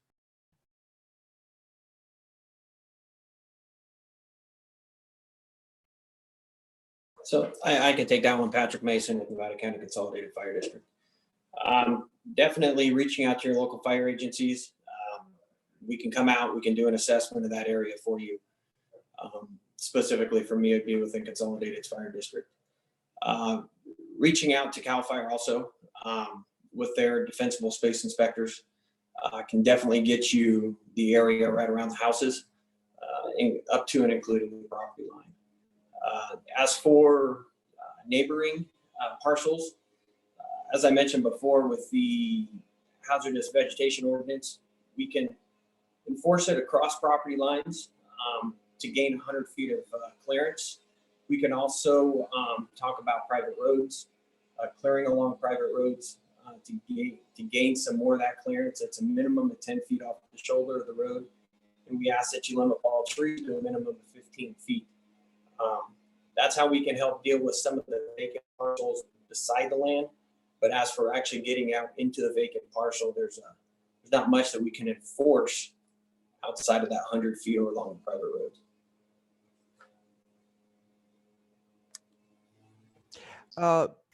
And a follow-up questions on the rice straw. It's like, we are having trees down and chipped. What's the safe limit of amount of chips spread on the ground beyond the 5 to 10 feet from the house?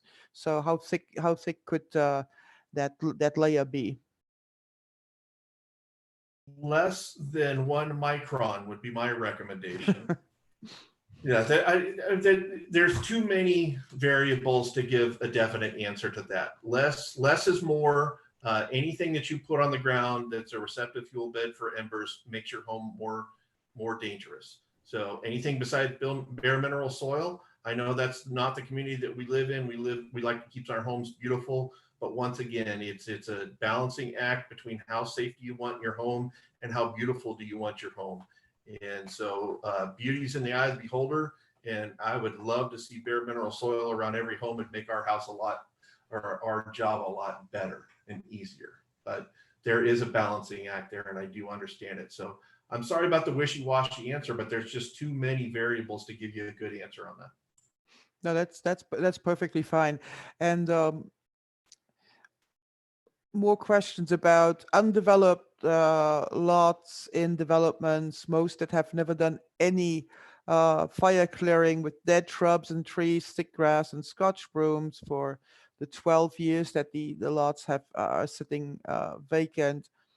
There's no action being taken after multiple letters that have been sent, and people are now concerned again that they will lose their homeowners insurance about the fire danger to the neighborhood, and it's also going to impede the safe evacuation in case of a fire. And I believe we have talked about this, and this is a development that is actually in the Nevada City area. Last September, a crew cut down dead trees and brush and then piled the debris on the lot. The crew advised they would be back to burn and never came back, and now the fuel load is just there. When is the city going to come back to finish the job? Sam? Pascal, I believe those are city-owned properties within the Indian Trail subdivision. Exactly. We were out there earlier this year, and we have been maintaining those piles, those properties. Several years ago, I remember one instance where we were working with the crew and they got called away to a fire, but the only remnants were the chips. So we're working in some real steep slopes. We do as much as we can with the resources we have available. I don't believe that we're creating a fire hazard in the state that those properties are in now. We have several properties that the city has to maintain. We have a rotation where we get out there to take care of these properties. So the people are welcome to submit requests to the city. We'll prioritize them and come out there and take care of the properties when we have the time and the funding to do so. Okay. And I believe this would be a question for Jim Mathias, and I know that Chief Estes had alluded to it a little bit already. It's, why are residents still allowed to have burn piles? Because every day somebody's burn pile gets out of hand and puts whole neighborhoods at risk. And also, how many homeowners have been fined for being irresponsible? Okay, so once again, we're dealing with that balancing act. We tell everybody we want you to reduce fuels around your home. We have to give folks an avenue to do that, and an avenue that makes the most sense.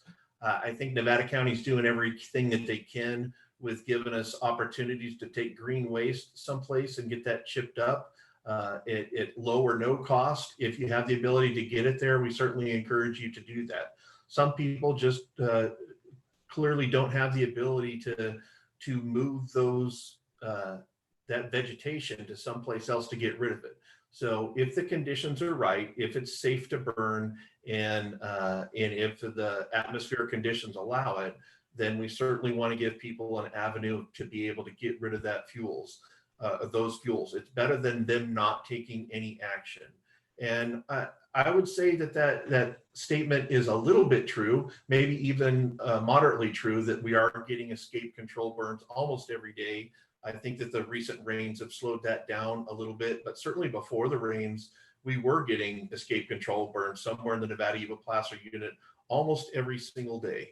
Luckily, none of those fires have gotten to be very large conflagrations, and as far as I know, there was no structural damage from any of those fires so far this year to anybody's residence. So I don't think that they're putting whole neighborhoods at risk. When we get to that point later in the fire season, when we end the ability or we suspend the burn permits, that's when we feel the conditions are right to suspend burning, and the advantage of reducing fuels is outweighed by the danger of those fuel reduction ideas, making it more dangerous for everybody else. So we try to teach people how to do the right thing the right way, but I think that there are some people that are doing the right thing the wrong way. In other words, they're reducing their fuels by burning a pile, but they might not be doing it the right way. And then after we suspend burn permits, we'll still have folks out there that are mowing lawns in dry grass on windy days and in the afternoon when it's hot. So once again, people trying to do the right thing the wrong way. So just another one of those balancing acts where we have to weigh the good versus the bad, and hope that people are doing the right thing. And we'll be there to guide you, and we'll be there to back you up if it gets a little bit out of control. But we're watching the weather conditions, we're watching the fuel conditions, and on days when we feel it's simply too dangerous or our forces are reduced, we're going to make those calls to make it a no burn day, or we're going to suspend burn permits for the rest of the year. And as far as how many people have been cited, I don't have an exact number for you for how many people have got citations for escape piles, but usually it's an education if we can, but there certainly have been some citations. And when you get into that category, it's when you're burning on a non-burn day, you're not complying with the calls of the permits, or if the fire escapes your control and goes off of your property. That's when we run into a citation. And there certainly have been a few of those this year, but I'm sorry I don't have an exact number for you in Nevada County.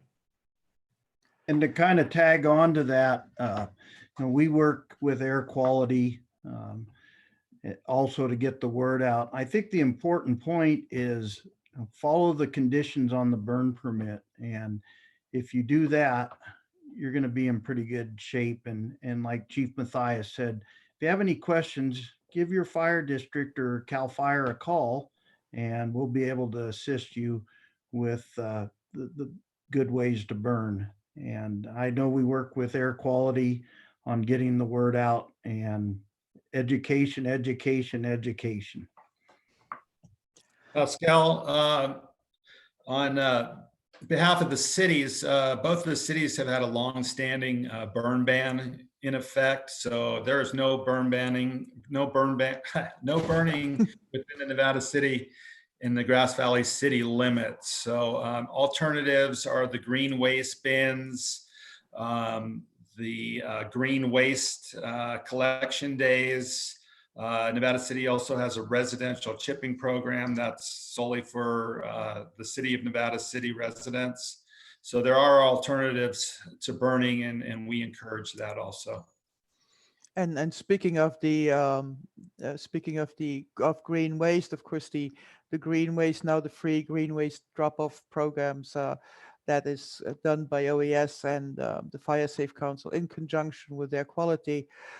That's of course now an option. And speaking of air quality, you always have to check if it is a burn day. That's where that safety starts. It starts with the very simple thing: is today a burn day? Because and even if it's a burn day, and that's just my personal non-professional opinion, even if it's a burn day and it's too windy where you are, you should not be burning. Just because it's a burn day doesn't mean that you can just go out and torch the pile. It's probably not a good idea. But back to a question from one of the viewers.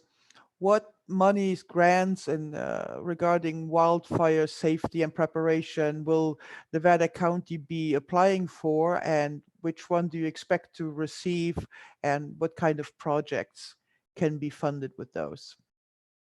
Yeah, Pascal, I can start us off with that. Paul Cummings from OES. Please.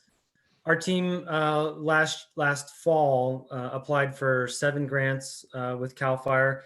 Those are very competitive grants, and building upon previous grants, the county's been awarded with CAL FIRE on the Ponderosa project, which very thankful for that partnership. We were awarded the one, which I think Tricia Tillotson has already mentioned, for the roadside hazardous vegetation reduction. The grants that we were focusing on, though, were on evacuation planning and fuel breaks and hazardous vegetation reduction, and for the rewrite of our community wildfire protection plan. So going into the fall, we'll also be applying for those grants again to make the, I think it's December grant cutoff.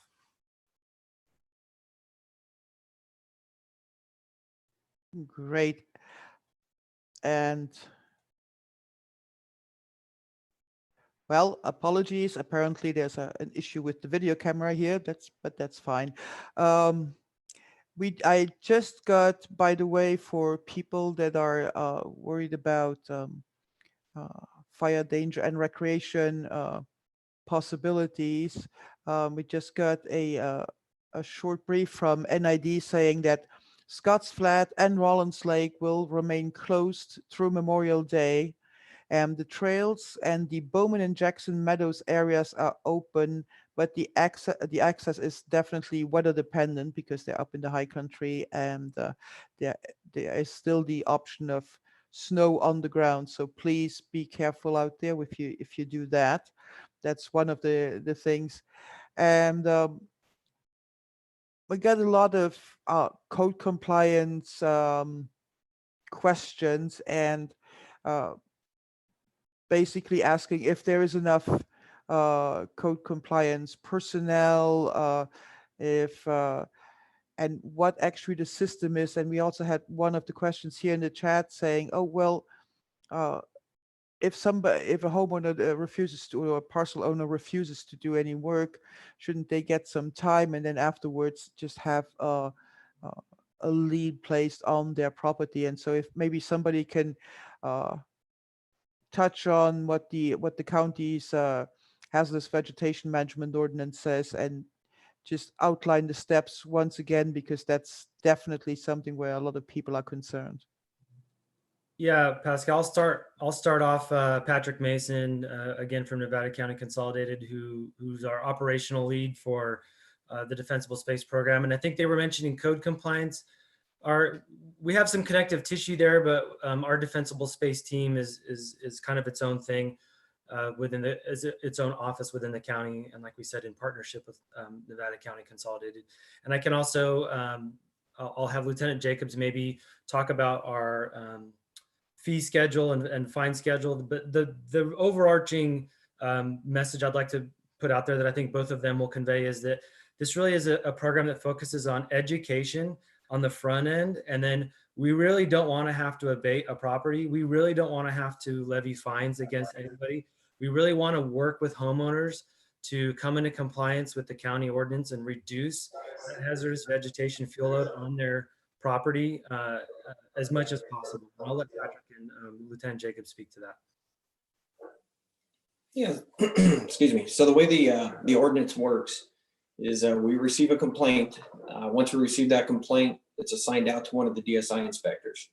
The DSI inspector will go out, inspect the property, and see if there's an actual violation or if it's unfounded. If there's a violation, they come back, enter it into the computer system, and then the property owner gets a letter. It's just a warning of violation saying, hey, we received a complaint out here on your property. There's a violation. Here's the violation, and here's the steps to take to come into compliance. So that's 30 days. At the end of 30 days, the inspector goes back out again, does a second inspection. If no compliance is made yet, a citation warning letter is sent, basically stating, hey, you haven't done any work yet. We're going to give you 15 more days. And part of that is if the property owner reaches out to us or reaches out to the inspector and says, hey, I'm working on getting a company set up. I'm currently not available right now, but maybe in 2 weeks, I'm going to be up there and can do some work on my property. That's where it really comes in, working with the property owner and educating them and working with them to ultimately, we want to get the hazard mitigated.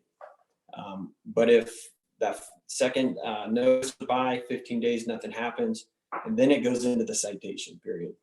And the citation period, they're all 15-day increments. So from start to finish, from the point we receive the first citation phase is 2 months. That's 60 days to get to that point. And then Lieutenant, if you want to touch on the citation phases up to code enforcement. Yeah, absolutely. Your audio was breaking up there a little bit. So I think what you were saying is that our voluntary compliance period is essentially a 45-day period. You get that first notice to abate. That tells you that you have 30 days to come into compliance. After that, we come back out, we do a reinspection. If you're still out of compliance and you've shown no effort to bring your property into compliance, and that's when that 15-day warning letter is going to be issued. And then on that third inspection, if you're still out of compliance, that's where our defensible space inspectors have the discretion to issue that first citation notice. That first citation notice is going to be a $130 fine. After that, our inspectors are going to schedule another inspection of the property approximately 15 days later. They're going to come back out, and again, if there's been no visible progress made, there's been no communication, obviously no effort on the part of the homeowner to come into compliance, then we're going to be issuing a second citation. That second citation is a $700 fine. That's in addition to the first. Like Patrick Mason said, the third inspection, it just continues to be progressive. Another 15 days later, we're going to come back out for a third inspection. Still, there's been no obvious signs of work or effort to bring that property into compliance. And then the third citation will be issued, and that citation is a $1,300 fine.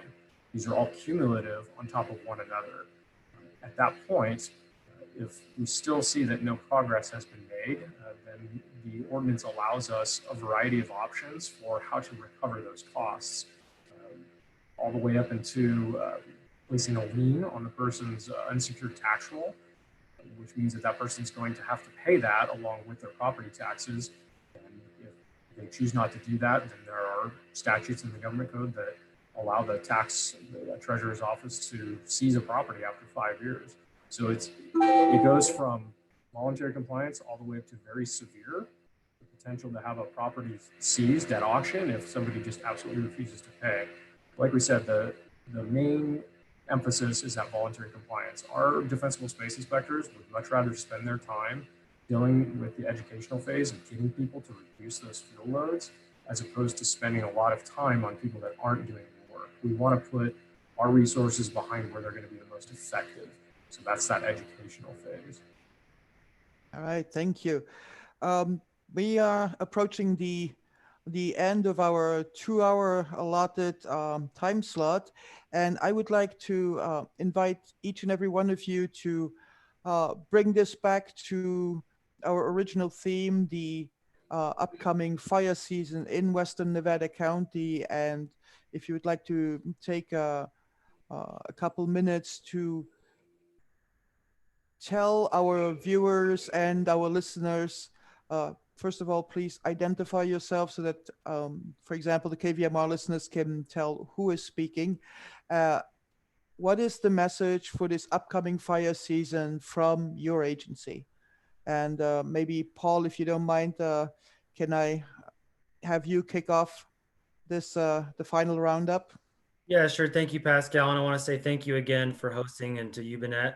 This has gone really well. And I think this has just been a great venue to get information out to the public and to get everybody back into that mindset of being prepared for wildfire season. I know we've all been very COVID focused, Our office has really been dividing our attention between COVID response and getting ready for wildfire season. So I think it's important for our community to do that as well. I just wanted to highlight that it's important that the public knows that our first responder community, I have faith in all of them, that they're doing everything they can to make sure that they are still providing that same high level of service that we've all, that they've been able to provide over the last couple of years for wildfire response, and to our law enforcement folks for the evacuation response. I want Nevada County to know that we are ready, our first responders are ready, and you know, we have the tools that we need to help protect this community going into the 2020 wildfire season. Thank you, Paul. Supervisor Schofield, as one of the county supervisors, can you sum up what the board's position and what you can do and are prepared to do for the residents of Nevada County in this upcoming fire season? Well, Pascal, you know, coming into this at our annual workshop, one of the highest, if not the highest, priority was the fire safety, fire prevention, and really served as a great way of getting what the county is doing out there. The only thing I might add to this is there were a lot of questions, you know, on evacuations, certain areas that were really site specific. And I know that before the COVID thing, Paul was very willing to go out and do the number of workshops that we felt was necessary in the District 2 area, my area. We were going to do one specifically in Alta Sierra and then in Lake of the Pines. And I'm just saying, Paul, I hope you still agree with me on this, that we're willing to get out there as much as we can. And I'm hopeful that as we begin to open up more from COVID, we can do more site specifics where we can really talk about those areas. Certainly wouldn't have the number of folks that we had on this event. I think this is wonderful. But I know, just in speaking for the South County, I know it's the same in Penn Valley, Banner Mountain, Nevada City. It would really be helpful to have the same type of thing for the specific areas. And I at my level, would like to see that. I'll be working on that to see if we can make that happen. And just real quickly, a shout out to Jamie on the Green Waste Project. My gosh, that's so wonderful. And a credit to the Air Quality District that came up with an additional $80,000, which gave us 6 weeks of this. And I utilized it just a couple of days ago out at Brunswick, and it was incredible. You're in and out of there 5-10 minutes. So don't burn it. We've got places for you. Thank you, Pasquale, for what you've done today. Thank you, Ed. Sam, Nevada City. You know, if I can make one recommendation in the short period of time, is a term we use in the fire service is situational awareness. Just be aware of your surroundings this summer. Pay attention to when those warnings are being posted, the red flag warnings. You know, be aware if you smell smoke in the air. Make sure you know what to do. The county OES has put out Ready, Set, Go, which is a fantastic resource for guide to show you what to do and give you tips for this upcoming fire season. So that would be my recommendation. Thank you. And Mark for Grass Valley. I'll echo what everybody said so far. And I think it's just important to know that the interoperability between all the people you see on this screen, our CAL FIRE partners, the fire agencies, law enforcement, fire safe councils, is pretty unprecedented. I've had the opportunity to work up and down the state in my career, and have never seen the amount of cooperation as you see with the individuals in front of you, and some, of course, that aren't on this. But it's really unparalleled in a lot of places, and we're ready, we're strong, and we'll get through fire season. Thank you. For OES, the law enforcement side, Lieutenant Jacobs. Yeah, Lieutenant Jacobs, Sheriff's Office, OES. Just appreciate the opportunity to be on here. If there's one message from the law enforcement side, from the Sheriff's Office side, it's be prepared and don't be complacent. Going into this fire season, like Paul Cummings said, have your go bag packed. Have at least half a tank of fuel in your vehicle. Be ready for the unexpected. Assume that it's going to happen. We can hope for the best, but we want to prepare for the worst. The last thing we want is for people to be caught off guard this year. So please just be prepared and be ready to evacuate if need. And if you're told to evacuate, heed those warnings and please evacuate. Thank you. Patrick, words of wisdom? Yeah, I think definitely from the vegetation management side, it's the help us help you scenario. If everybody does a little bit and take a walk around your property, find that dead, dying material, those dead trees that could be good ember beds, stuff like that, and everybody takes a little bit, it actually, it takes care of a lot of vegetation in the county if we can all just do our own little bit. Thank you. Terry? I don't have a whole lot more to add than the previous speakers, other than, reach out to us. If you have questions, don't hesitate to call and ask those questions ahead of time, and just be ready for anything that could happen. Perfect.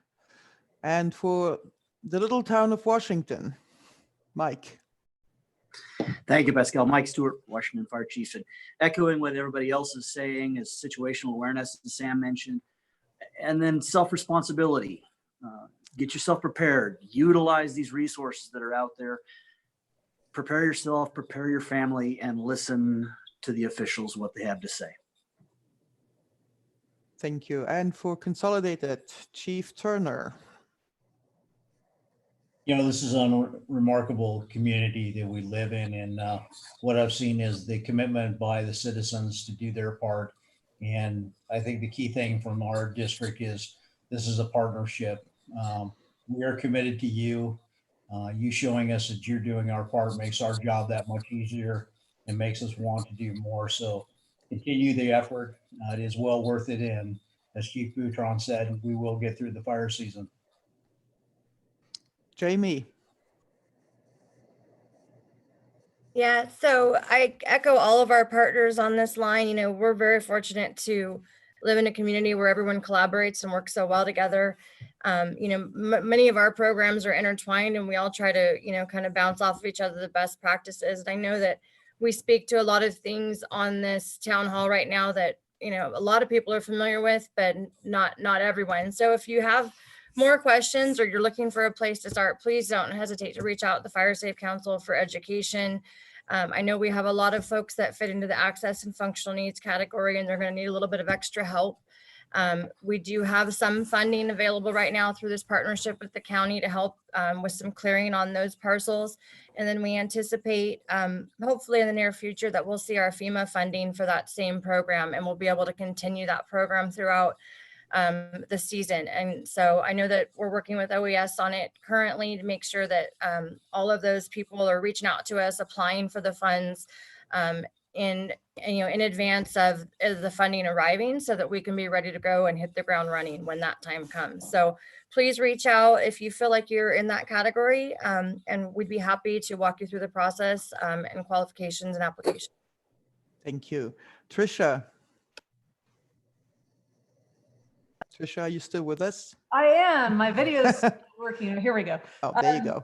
Well, thank you very much. I just want to let everyone know, our road crews are going to be out doing vegetation management and other work, especially next week. So please keep an eye out for them. Slow down for the cone zone, and let's keep everybody safe. Thank you. Thank you. And Tower National Forest, Shelley, are you still with us? I'm with you. Yeah. So just from our agency, I'd like to emphasize that, we're in this together.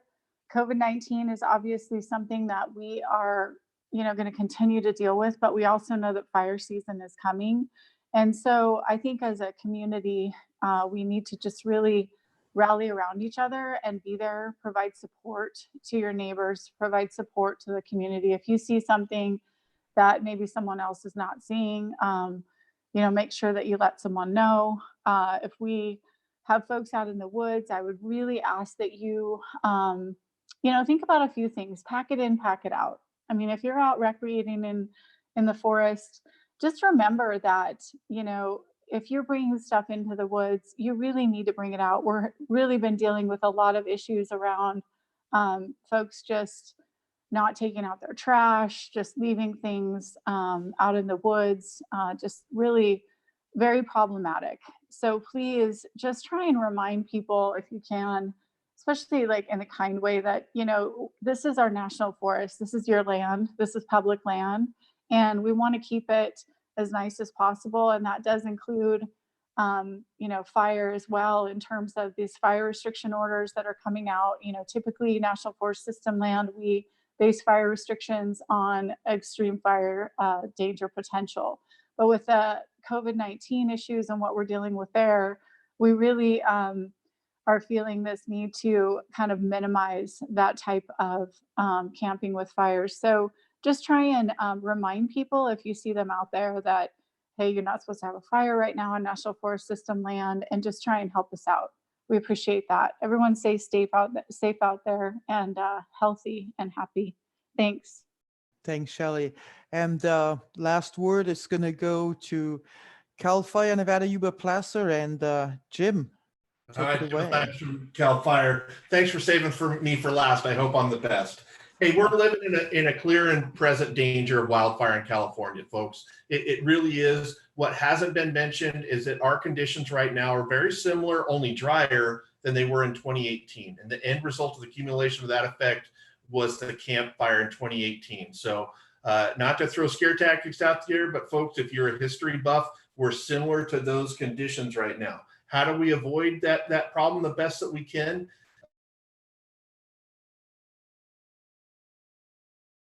The best shield we have is this equilateral triangle with 3 equal parts. First of all, it's the fire engineering laws that are out there. We've talked about PRC 4291, our Nevada County ordinances, what the city of Grass Valley has put in play, all those things. That's one side of that equilateral triangle. The next one is the personal responsibility and the education that you can take on your own property and everywhere that you go. That information is out there. It was mentioned throughout this discussion with Ready Nevada County, both CAL FIRE's version and Nevada County's version. That information's out there. It's in the notes. Please take a look at that. The last leg of that side of that triangle shield is the response from CAL FIRE, the Forest Service, the local government agencies, the Sheriff's Department, and everybody else. We'll do the best we can to prepare. We'll train our folks. We'll have the equipment ready. And we're always thinking about that. That's what we live for, to be able to be there for you. We hope you don't need us. We don't need your business. But if you do, we'll be there. So you provide the defense and we'll provide the offense. And for me.